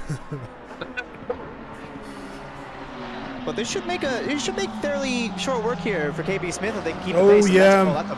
That's a big wide moment. Yeah, exit hell corner. There's no way. No way Fisher defends that. No, I mean, nothing can be done there. Easy peasy. Yeah. I'm not sure if Fisher's really going to give this much of an effort to fight back either. I think they're just going to try and tuck in and, drive their line. Yeah, I think at this point for Fisher, it's finishing the race. Oh, no! Yep. Well, Oh. that does it. Oh, man. Gonna keep going, though. Came right back around. Yeah, thankfully ended pointing the right direction, and that's going to be a blue flag. Or not even a blue flag. That's just Osborne behind for position. I don't know what's going to go through Fisher's headspace right about now, but I don't think it's going to be a lot of good thoughts. Also, an update on the lead. It's a 10.4-second gap from Maxwell to Boonstra. Last lap, a 2:03.2 for Maxwell, 2:02.7 for Boonstra. But I think that with only 12 minutes left in the race, I'm not really anticipating a change in the lead. So. Yeah, Selena did get within 0.2 of Maxwell's best lap, but the problem is that Maxwell was pumping in 2:02s for the first half of the race almost. And still low 2:03s. I mean, obviously Selena's 2:02.7 last lap is Adams. That'll be interesting to see. I'll keep an eye on the stop time for you. Yeah, I think Lorenzo, Wicks, Flo, and then Stefani Barker, probably yellow come flag? out ahead. Oh, Barker, yellow flag in the S's and return to garage for Oh, Barker. Oh my. I gotta take that back. There's no way we can't look at that again. Well, Lorenzo is ahead. Wicks is ahead. Far enough. Blow is ahead. Yeah, I think it's one of those where Barker returned to pit, so it shot them up the order really far, now falling back down. They were facing the right direction. I wonder if this is going to be a DNF. I mean, they can still come back out if they choose to. I mean, at this point, just for the points, I would. Yeah. It's not that much more left in the race. You know what we haven't been talking about, though, is Osborne versus Boonstra in the driver's standings. I think Boonstra is poised to take P2 from her teammate. Well, Jess did call it in the chat pre-race saying that Selena was going to hop him for P2, so... Where did Adams come out? Adams came out in 8th place. Yeah, with Boonstra and Maxwell a bit ahead, but I think that's... Yeah, that's likely going to be their finishing position unless they close the gap to Stefani ahead. Hang on. I don't think they fixed damage. I think that was just the lap 10-second stop. So unless, yeah, they did not fix the damage. No, that product is So- still absolutely It's still up. that is a longer stop. I mean, maybe they went too deep or too short in the pits, but yeah, I don't think. I guess we can check in and look at the car, and yeah, it didn't fix any of the damage. Saw another yellow flag for Osborne. We're gonna go on board there. It looked like might have been a little wall tap here on the outside. Ooh. He had another one. Ooh. Man, that thing just pushed really early. Oh, that's not good. There we go. He's still in the race, though. Still in the race. That's all that really matters. I don't know if there's a whole lot more of a story here for Osborne, if I'm being quite honest.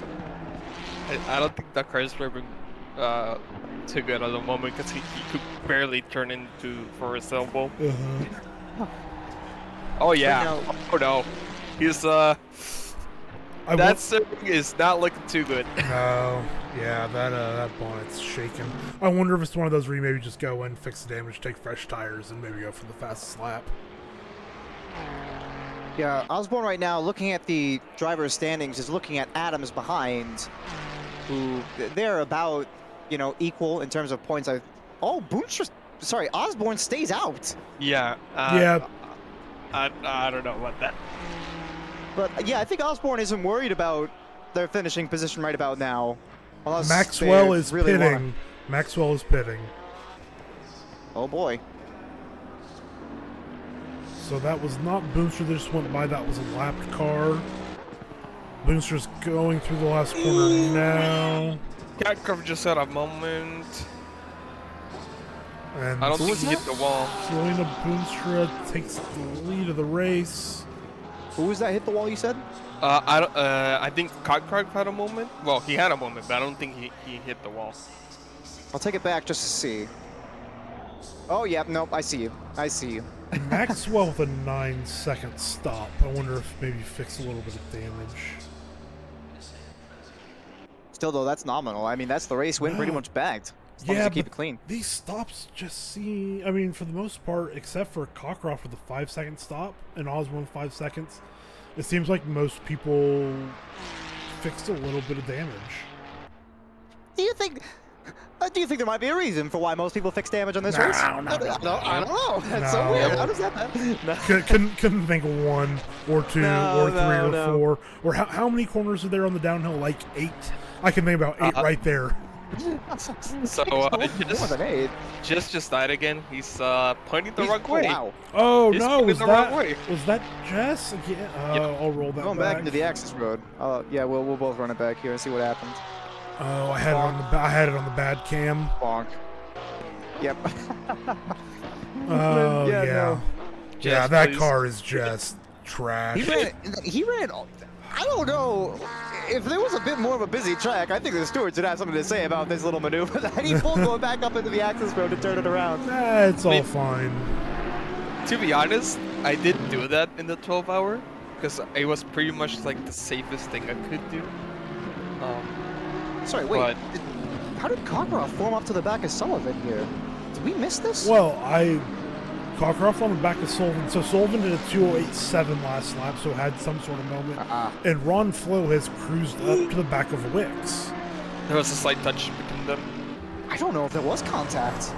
Oh, that's contact. I mean, yeah, that's contact. That's contact for sure. And now it's KB Smith.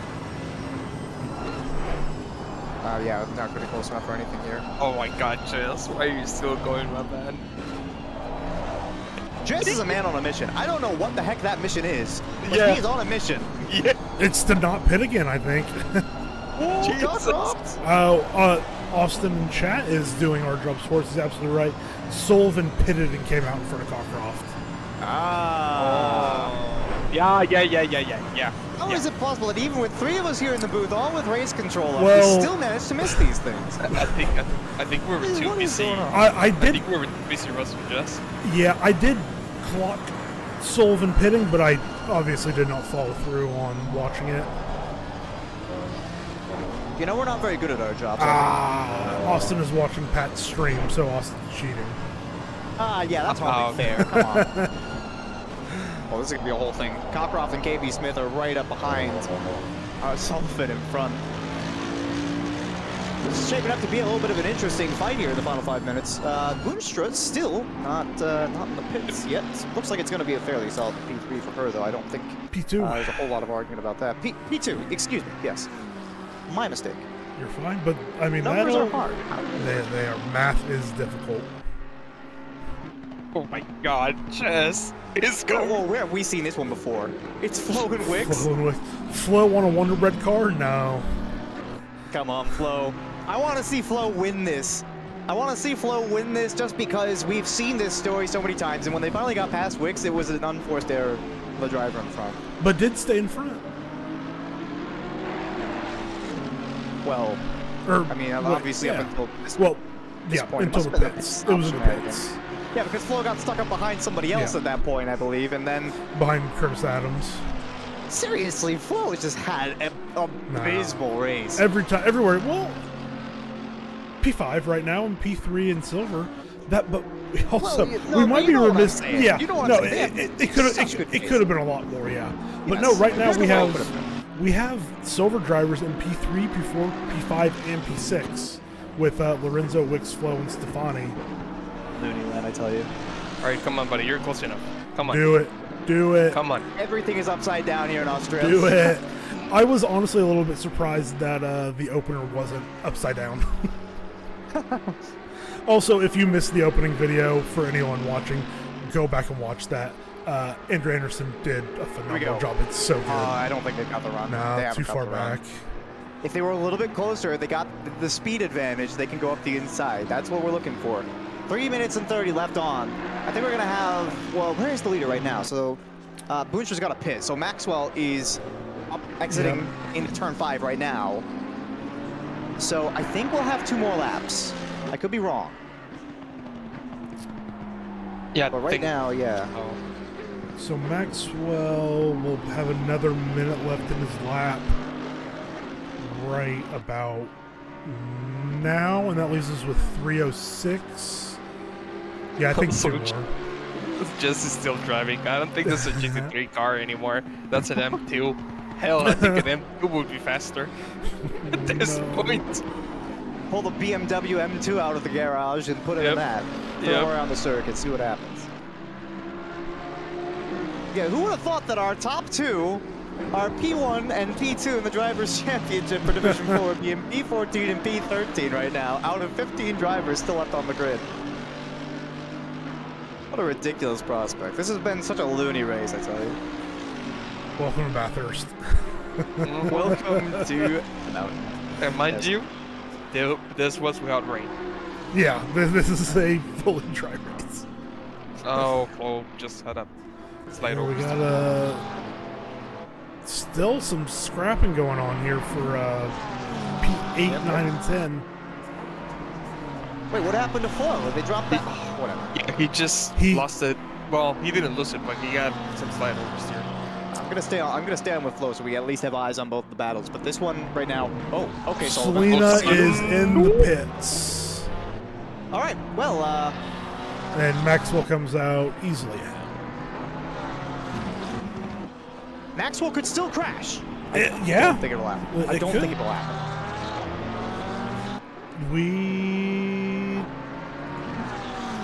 Maxwell's just screaming pace-wise still. 2:02.7 last lap.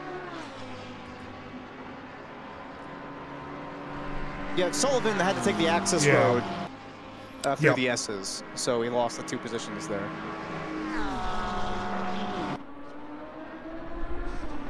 So it's up to Smith. And it was Flo. And we are not quite on the final lap yet, so next should be the final lap. Yep. At least I didn't get a notification for it. Yep, when Maxwell crosses the line, it will be the final lap. So now it's essentially just up to KB Smith. This is the last real fight going on circuit right about now. Or Maxwell could put everyone out of their misery and slow down on this last lap and make it the final lap. But I don't think that's going to happen. I think we're doing one more. Well, the clock's going to expire. He's about 3/4 of the way through his lap. I'm fairly certain he'll give him the right He flag. would only need to slow down a few seconds. Yeah, why? With lifts through there? It's the second to last lap of the race. You're lifting.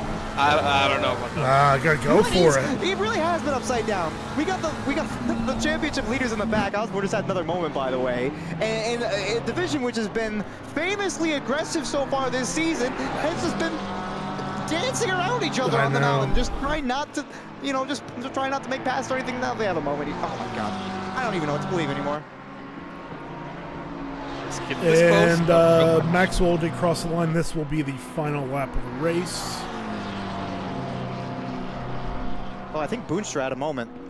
Oh wait, no, that was just the pit. That was the outlap. Just the outlap. But did lose about a second on the lap. But I mean, that's to be expected. Yeah, no problem. Boonstra can really phone in this lap in the most literal of ways. He's got a 34-second gap. Yeah, very big gap. Come on, KB, you're super close. Send it. Send it. We're a bad influence, I tell you. What's going on here? We've been sitting up here in the commentary booth saying, go for it, go for it, go for it. Roasting left or right. When in doubt, flat out type vibes up here. Oh, this is in the run. You have to lift before the... Keep it in. Keep it in. Stay. Yeah. Side. Oh, they're deep. They're deep. They both did the same thing. Go Sullivan. Go Sullivan. Now Sullivan. Is he going to have the end? No, he's going to get the 1 position back. Chaos. Chaos with an ultimate lap. Rumflow is up behind Wicks. I don't know how they got this gap back, but this is what we're talking about. They were a second behind in the last lap. Now they're 2/10 behind into Quarry. Flo has to go for something here now. Flo has to go for something. Come on, Flo. Yeah. It's the last lap. You got a 7-second gap behind. This is your last chance. You've been so passive about your attacks the entire race long. I want to see at least one good moment here for Flo. You mentioned they had a good race. They've had incredibly strong pace, but they simply could not get past some of the slower Lamborghinis in front. And falling off here in the... Yeah, he's well enough. Began a little bit back there. A lot back, It's actually. coming down a little bit now. Now it's Okay, point 3. There we go. There we Yeah, go. this is strong. Keep this close. This close, and you're good. Maxwell crossed the line, by the way. Nah. Kind of glossing over that. But a well-raced race for I mean, Maxwell. but we'll an get back to amazing that. race. Oh, this is good. Yeah, this has really got good. Ron Flo Let's go. all over it. Let's go. Slipstream. Let's see it. Last chance for Flo. Final lap of the race. In towards the chase in the Mercedes that has failed to get past any car seemingly on track today. Who's been so strong. The top speed. Go You're gonna for push it. Towards the outside. You can't lift out now. It's just about gonna send it in, but there's nothing there for it. Oh no. Well held by Wicks there to not overcook it on the brakes. Moving farther back, KB Smith 3/10 up behind Sullivan. I don't think there's gonna be a move there. But yeah, we're talking about Flo. Comes across the line in P5, Wicks in P4. Solid race there. Oh my goodness, what's happening ahead? That's a move ahead. Cockcroft got Adams. Cockcroft Sullivan's got going through through Adams. as well. Oh, and Oh my god. Son of a... Oh, Adams. Oh, let's Thank roll this God. back 30. And did Adams maybe hit the wall again or something? Oh man. Oh, Man. this is a Because throwback to the Cockcroft OB, steams through. throwback to the OBDA team. In the 12 hour. Holds Sorry, it. Fisher got through that as well, I think, on the Adams Man. incident because he had to wait on the rejoin. Oh my god. Adams has just had Boy. a race to forget, I think. But what in the world? I mean, it's the season closer. It's the season closer, and you can't say we didn't have a story No. going on. Mind you, Wow. Jess is still going. He hasn't finished. Oh, yeah. Still out on sticker. Man. He finally fixed the car, The absolute mad lad, Jess Osborne. but he's still going. His current lap is 3 minutes 20 seconds Oh, through the man. chase. What a race. Like Gino, it says he finished in 11th place somehow. I don't know Yeah. if that's. I Is that accurate? think that was maybe captured before some people Oh, jumped out after Jess. they finished. So Jess is sorry, Jess is just going for. It's going for an adventure. All right. Oh man. oh, I forgot to capture the results from the end of the race, so I'm missing a little bit. I know Maxwell Boonstra won 2, Lorenzo P3, and then It's Lorenzo there, I P3, can't yep. remember. Wicks Maxwell P4, Boonstra? followed by Flo, Stefani, Okay, Cockcroft, Sullivan, KB Smith. But yeah. What a race! Jesus Christ. Oh, A lot of man. stories there. But I think approximately 0 of them were the stories that we were expecting, I think, to see here on the mountain. no, but I still loved every second of it. That was really great. That was that was something to say at least. Most normal Division 4 broadcast, ladies and gentlemen. Oh, Wow. man. There's not much more to be said about it. Wow. Okay. You want to grab our What's- winner? Yeah. Maxwell in the chat. I'm gonna pull him on up real fast so we can talk. He's wrapped up, right? Oh, Maxwell, sorry we interrupted you there. Welcome in. Wow, I don't know what else to say. Your pace was clearly on another level today. You had the best lap by about 2/10 to Boonstra behind, and the gap was what, 20 seconds about 10 at the end of the race? 10 at the end. I math is hard. Who cares? I mean, you just walked away with it. I mean, what was that race to you? It was hard. It was really tough. This is a very, very hard track, and it was really rewarding though. I mean, perfect. I got fastest lap, pole position, and win, so can't complain. Complete domination. Yeah, that was amazing. So it looked at the start that you were maybe a little bit out of position, and Yeah, I believe couldn't tell if it was me or whoever was second place. but Yeah. whoever was second place did start ahead of me. Yeah, and then you lost out in turn 1, but then you absolutely smoked them into turn 2. Yeah, So I knew that it was going to be crucial. First one to the mountain was going to be crucial. So were you running a lower wing setup? It seemed like you had a very high top speed, even though you basically, I don't think we ever saw you in the toe on the back straight.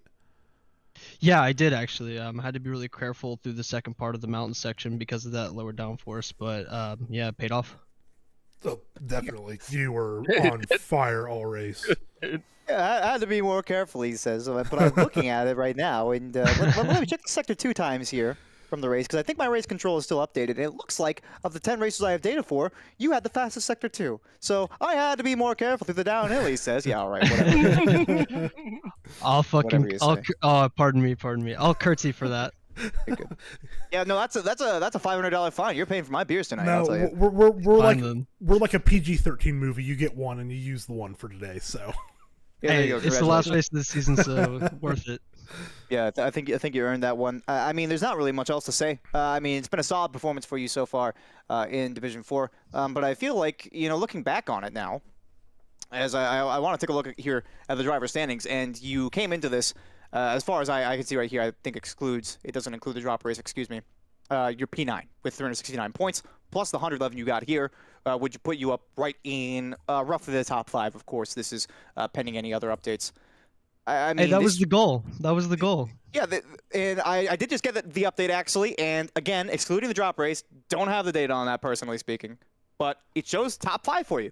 At 481 points, 6 points in front of Curtis Adams, who may or may not have had a slight altercation at the end of the race there, if you go back and watch the VOD. But it's pretty clear that your performance here on the mountain was not necessarily commensurate with the rest of your season. Do you think this was a skewed performance necessarily? Do you think you did better than maybe you should have done, or did the rest of the season just not quite go your way? No, definitely a different approach for this race. I was a little bit more relaxed. Like I told somebody else in the chat, I practiced for about 30 minutes yesterday, and I just really wasn't feeling it, so I put it down. And then I was like, well, it's the last race of the season. I'm just gonna do my own thing. So that's what I went for. Wait, hold on. You're meaning to tell me you practiced for 30 minutes and say, screw this? Did you practice again? That's my question. Yeah, I did practice again today for about like 35-45 minutes, and yeah, I did some like major setup changes, and yeah, just kind of YOLO'd it. But hold on, so that comes out like give or take an hour. So you did an hour of practice on one of the hardest tracks in the game, and you're telling me you're dominated. Ball is life, yes sir. Not bad. Goodness gracious. Not bad. Hey man, it worked. It's a strategy. It worked. So I mean, maybe you got something. Maybe you got something going. Hey, full send, right? Yeah. Yes, well, sir. I mean, I guess the last question I got for you then is, you really ended on a high note. What do you think of moving into next season? Are you going to change cars? Do you think you're going to have better performance, better division? Yeah, I'm done with the Ferrari. I was the only one driving it this season, with the exception of my teammate who didn't really participate for the majority of the season. So it was challenging, to say the least. It was very wishy-washy between tracks. It didn't really feel consistent. Maybe that has something to do with the performance between each race. But yeah, I'm not going to use it next season. So I'll probably end up using something a little more common. People, I'm not going crazy. People were roasting me for shitting on the Ferrari. See? Yeah. I mean, I didn't really keep up with the ballast or the balanced performance throughout each race. I think for this one in particular, I know it was like minus 10 kilos, but no, it's been really inconsistent, and I think that's why not a lot of people are choosing it. And I'll learn my lesson and not choose it next time. I don't think it was a great calendar for the Ferrari. No, that's fine. But then again, I don't know what is a good calendar for it at this point. So yeah, honestly, most tracks that have consistent mid speed are like mid to low speed corners. That seems to be where it's strong, just because of the top end that it doesn't have. Yeah, and it's kind of poopy out of the corners, out of the low speed corners too. That's horrible. Could you at least try to use a more sophisticated term? No, that's the term. All right, that is the technical term, I'm pretty sure. technical term. Poopy out of the corners. I love it. Yes. Like last season, like I did some PBs in general with the Ferrari. So I mean, it does have quality pace, but it's just during the race where it just suffers, and then it's just that plus the fact that he has, you know, the infamous wonky suspension, where Yeah. sometimes I mean, sometimes it decides to work, sometimes it doesn't. So, I mean, it's just a weird car. Yeah, I think I can corroborate that. I was definitely, whenever I was doing setup work on the car, it was like race optimized, race pace optimized. Don't even worry about quality. Well, I mean, it worked out for you, so I think that's really all there is to say about it. I think Appreciate it. we'll leave you this last segment here if you want to throw out any shout-outs. Of course, it's end of season, so I mean, go wild. No, that's it. Just appreciate you guys. Had a lot of fun this season. Yeah, well, I look forward to seeing you next go around here. So yeah, good season 9, and I guess we'll see you next time. Likewise. Take care, guys. Alrighty, congrats on the win. Have a good Appreciate night. it. There we go. Next up, I guess I feel obliged to get Mike Gino in here, who is, I believe, I can safely say, our winner for the season. Yeah. So the driver's champion incoming, and here he is. Oh. It is the Season 9 Division 4 driver's champion, Mike Gino. Welcome into the booth. Hey, Let's be honest. Let's be honest with ourselves. That race was not the greatest outing you've ever had. You know, I had a game plan. The game plan was to be top 15 to cover a Selena win, and I got that. So That's all you gotta do. You do know that Jess was, sorry, it was Jess who was P2 at the start. yeah. Right? Well, I was a bit confused because during the Zolder race, Jess said he was going to be on the plane during this race, and then last week or 2 weeks ago during Laguna, he's like, "Oh, I'm looking forward to Bathurst." So I'm like, "Is he coming or is he not?" And then he popped into the D4 practice server like an hour before the race. I'm like, "Oh, he must have just got home." Mm-hmm. And so I wasn't too worried based on his practice times, and that was his first laps of the week. So I was still kind of more worried about Selena. And then he also put in the live chat for the stream that Selena was going to take it from him. So I wasn't too worried. I sweated a little bit when he joined that practice lobby at first, but it was really Selena that I was worried about because I knew she won the practice race on yesterday and had a quick time. So my goal was 15. I think 15th would have had us tied for the championship. Yeah, so. I think we were kind of doing some math in the background, and I think that's where I landed about. And of course, you probably ended up noting that 17 drivers in the race, 2 of them dropped out. Yeah, so pop the champagne. Race is over for you. Yeah, everything lined up. Yeah. Yeah, I was feeling pretty good, and then I saw Riley had an issue, and then he was in the pit, and I got one more, and then Jess must have made contact, and I was getting like 10 seconds a lap on him, and so that was a fun little extra one at the end there. Yeah, just had an interesting race. Yeah. No, here's the thing. He had multiple. To say the least. Yeah, well, I kept taking massive chunks out, so I figured. Yeah. Yeah, it did look like in the closing laps there, Jess was starting to play a little bit of Destruction Derby, but I also think that, to his credit, he wasn't really being threatened for any positions in the driver's standings, so he was just having a good time with it. And of course, tell us about, did you know that Maxwell was leading from Boonstra so strongly during that race as well? Were you keeping track of that? Or? I was watching the Delta. I knew just pace-wise it looked like he had it. I don't think he really lost time throughout the race. He was insane. Yeah, I was hoping just no incidents would happen. But then again, as soon as I got 14th, I knew I was good. But just making the championship interesting, I guess. Yeah, well, I was going to ask you about that. Of course, you had a run of 3 victories earlier on in the season. Looked like it could have been 4 at one point, but you kind of faltered during that 4th race. Still, it was no worries. You had a massive lead out in front, but that gap started to come down here, especially in the last couple of rounds. Were you starting to get a little bit concerned? I know you talked about having a game plan for this race specifically, but it looks like if there was one more round, you might be in some hot water. Yeah, I honestly wasn't super concerned coming into this race with just the turnout that we've had the past few races. So I knew I could at least meet my goals. The last 2 races at Zolder and Laguna, I felt like I should have won, or at least me or Austin should have won Laguna. Yeah, well, with but the we drive-through penalty you had, of course. Yeah, and then issues after, and Zolder had a issue with my brake pedal that cost me, and so yeah, I feel like those I could have gotten 4 and 5, but at the same time, I'll take 3. That's fine. I don't want to be too greedy with it. So Yeah, well, you did the work earlier in the season, so you pulled home the win, no matter. And I think that's something to be commended, of course. I mean, you can't argue with a Drivers' Championship win.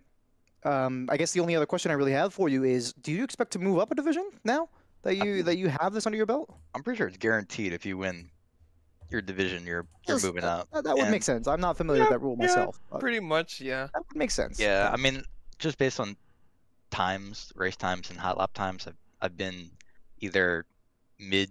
I mean, the divisions are kind of weird. So I'm either like mid D3 or a low D2. So, yeah, I expect to move up. I would assume. I mean, D4 was fast this season. I would imagine Selena, Jess, Austin, that whole probably Curtis Adams, maybe Maxwell, like that whole group. I feel like could easily be, competitive in D3 for top 10s. Oh, so Maxwell, the pace that he had in this race, that's easily D2 pace. Yeah, like it's like easy. Maxwell has a lot of good races like that. It's not just a random event, because he was in D3 with me.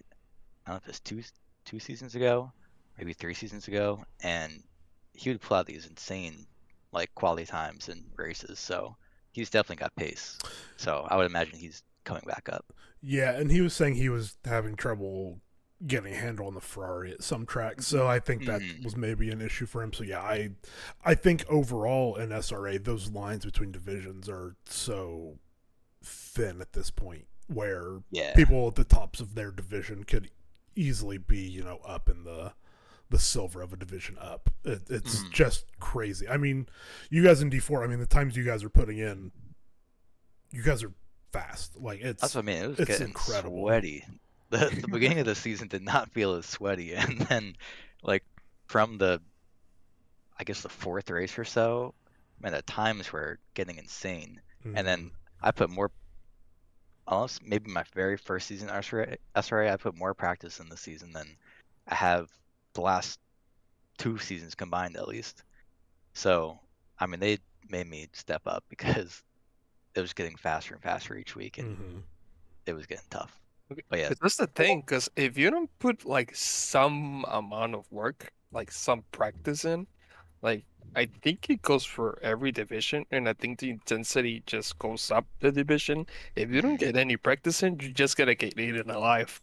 Like it's that competitive. Because originally, like because I was D3 originally, like for 2 seasons, and then I moved down to D4 because I just wasn't practicing at all. I was fine finishing top 15 and doing the minimum, and then I lucked into whatever the Suzuka win earlier this season, and I'm like, oh, I guess I have to try now. So they pushed me to actually try and win and do well, because otherwise I just would have coasted for the rest of the season again. But I'm glad that it was so competitive, because it made it way more interesting and fun for me. For sure. Well, fun is really what we're all about at the end. So, I mean, that's all I got to say. Congratulations on the win, and glad you had fun. Thank you. One last shout out. Final of the season. Shout out to Benny Brew. Oh, get out of here. You can remove me. We gotta let him have this one. Gotta let him have this one. Go ahead. Oh, dang it. You're right. Go ahead. Get it clean. Guys. Thanks, guys. Awesome job, Mike. And a good win for GRR as well. So, for me personally, we've been acquainted before, even being in SRA. So, congratulations from me to you. Yeah, thanks, Squid. Yeah. All right. See you guys. Thank you. Well done. See you, Mike. All right, congrats on the win. All right.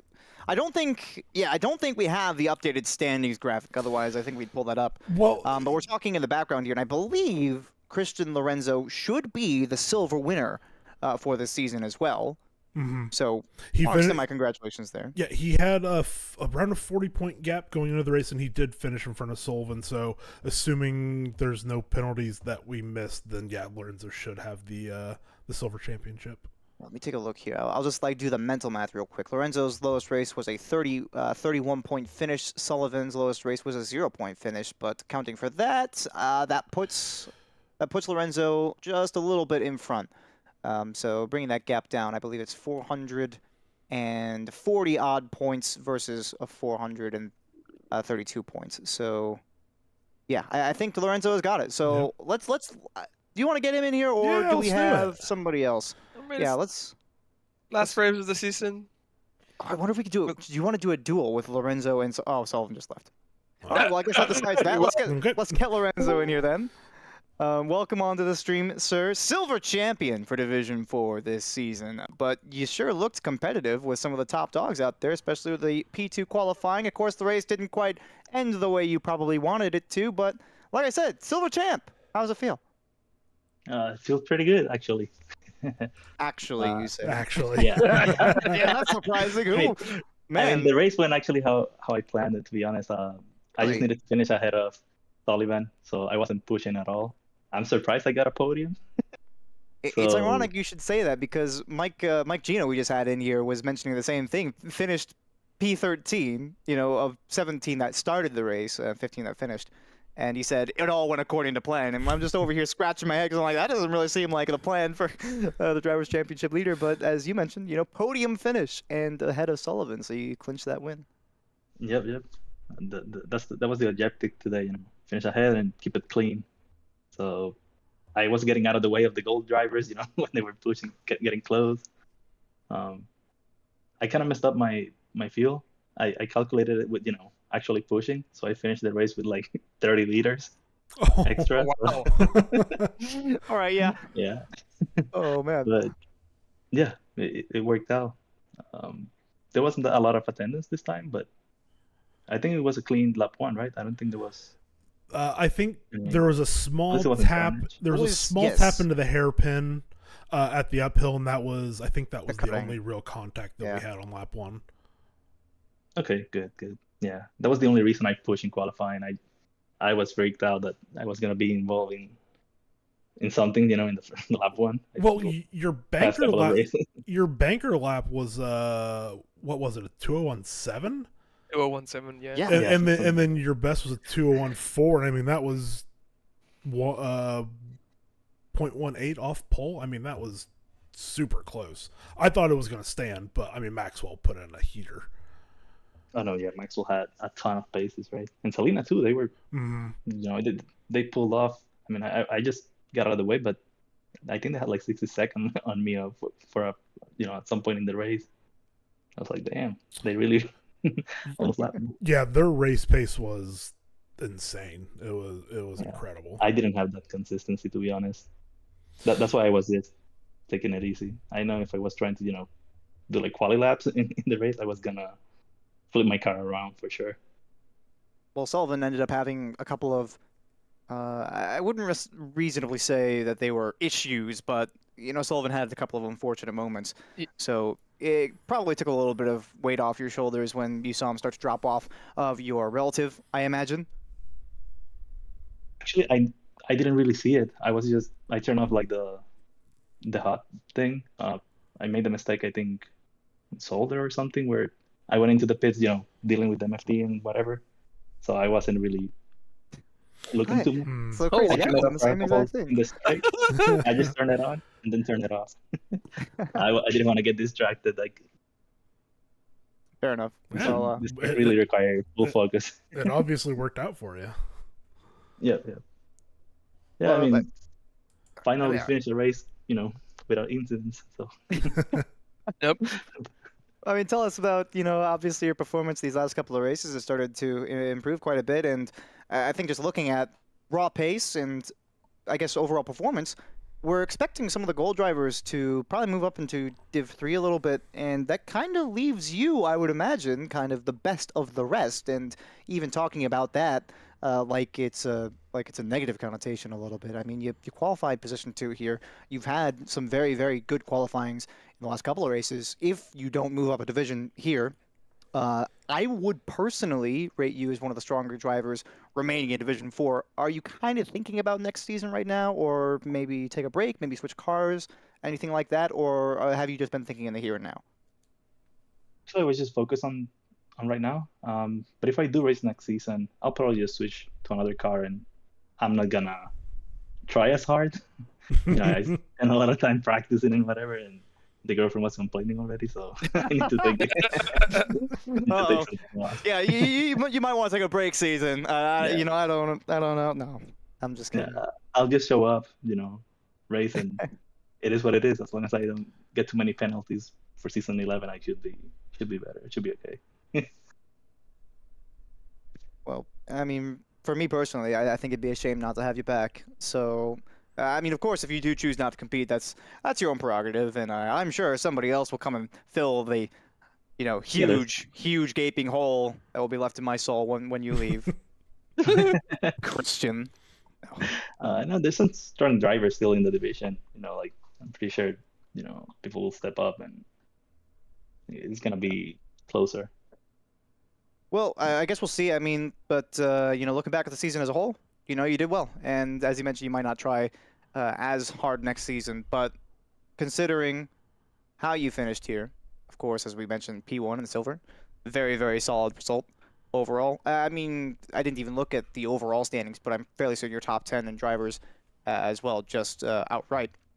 So that's got to be fairly pleasing. Looking forward towards next season potentially. I feel like you'd have pretty strong pace, and I think you got results for what you put in. So, my congratulations to you, sir. Do you have anything else to say before we let you go? Just thank you guys for everything, and if you're racing tomorrow, well, good luck. Thank you, and awesome job again. Thank you very much. Congrats on the win. Enjoy it. Look forward to Chewy. Yeah. I have to think what I'm gonna do. Well, don't ask Diego for tips. That's all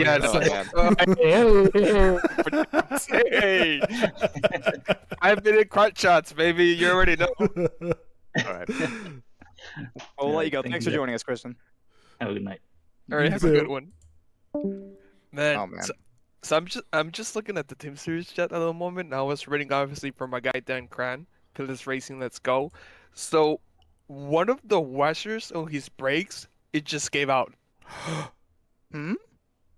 Yeah. So one part of the brake, so apparently a washer, it just broke. No. Oh man. So yeah, he had to race like that, and he was racing for the D1 Silver Championship. Oh man. Oh my goodness. That's like just, oh my god. I swear to God, man. Yeah, I'm glad we didn't have that in our division. That would certainly have made for an interesting story, but yeah, I mean, last race of the season.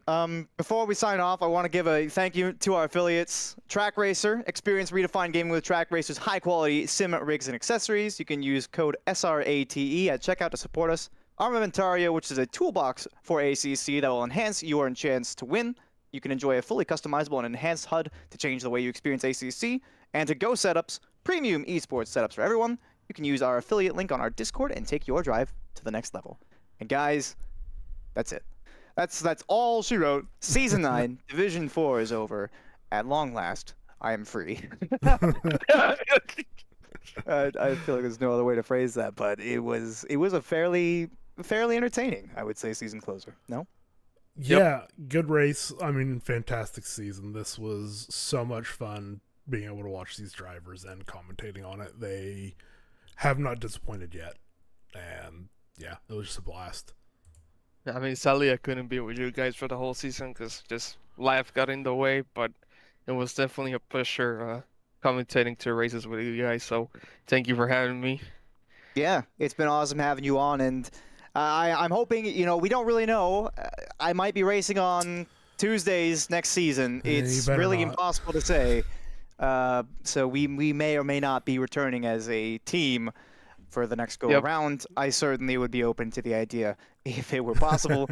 But we hope that for everybody out there in the audience, you guys have enjoyed the show as well as we have, because it's been amazing. But yeah, that's really all I got. Any closing words for you guys? Yeah, just a big thank you to the admins for everything they do to make this possible. Amen. Also with our fellow co-commentators, especially Jess and Adam, who helped us a lot with technical issues, but also everyone else for their tips on things to do and not to do. It was very well appreciated. And to all the D4 drivers, thank you as well. Yep. So yeah, definitely. I mean, shout out. I mean, pretty much what Adam said. Shout out to our staff. I mean, for making everything happen. I mean, I think everyone has said this at some point, but I think SRA may be the best league. Totally not biased for ACC, because I mean, it's just the way it's run, and then I mean, all the streams that we have going on. And I mean, and there's that plus the community that we have. I mean, it's really hard to have a good community, I think, nowadays, where like people just really get along together. Because I mean, you know how it is nowadays. Like, you know how there's drama left and right in communities, or like people blending hits and stuff. Here at SRA, there really isn't like any of that, and I think it's because of the precedent that the staff members have put on. So I mean, it's just, I mean, I'm totally not biased, but if you're in North America and you want to race in the Premier League for ACC, I mean, this is the place. But yeah, definitely shout out to the D4 drivers. I mean, shout out to the winners. But yeah, I think next season, I think I will drive for one last ride. Let's go. Yeah, One last ride for ACC and just call it a day. One last trip to Flavortown. Yeah. Good to hear. Good to hear. Because I don't think, I mean, I think the game is just gonna, I know I've already like shouted out like, hey, join our league, ACC, but like low key, I think the game next year is gonna die. So, oh no. All right, well that's where's my bleep button? Premonition. Man, we had such good vibes going on here. Then you're like, oh yeah, I think the game's gonna die. No. So if you're gonna race in ACC, I mean, come on down, SRA. Season 10. All right. SRA is not gonna stop racing even if ACC dies. No. SRA is gonna live on strong. Yeah, for sure. And I'm excited for that. I'm excited for that. What we can cook, what the staff members can cook up with. I don't know, Accidental Corsa 2 or Automobilista 2, which is looking pretty good. Yeah. So, but yeah, definitely one last ride for me.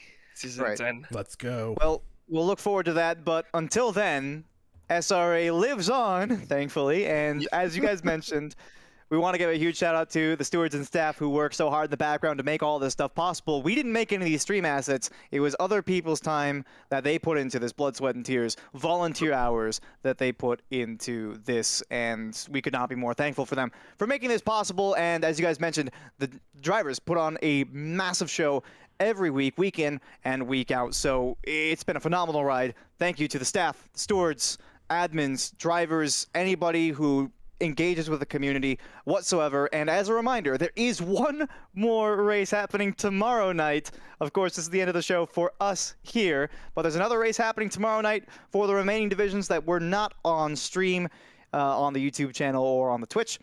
And then another 4-hour endurance race happening this Saturday, January the 6th, as well in Laguna Seca. So if you want more is on the way, and qualifying details will be released before too long for the next season, Season 10 of the Sim Racing Alliance, which I'm personally thankful for because I don't want to have to take a massive break in between seasons. I'm very much looking forward to that.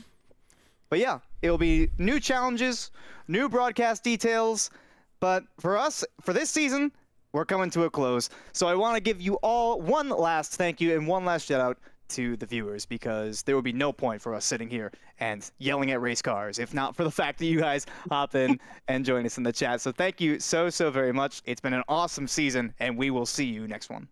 See ya. Alrighty, thank you. Bye-bye.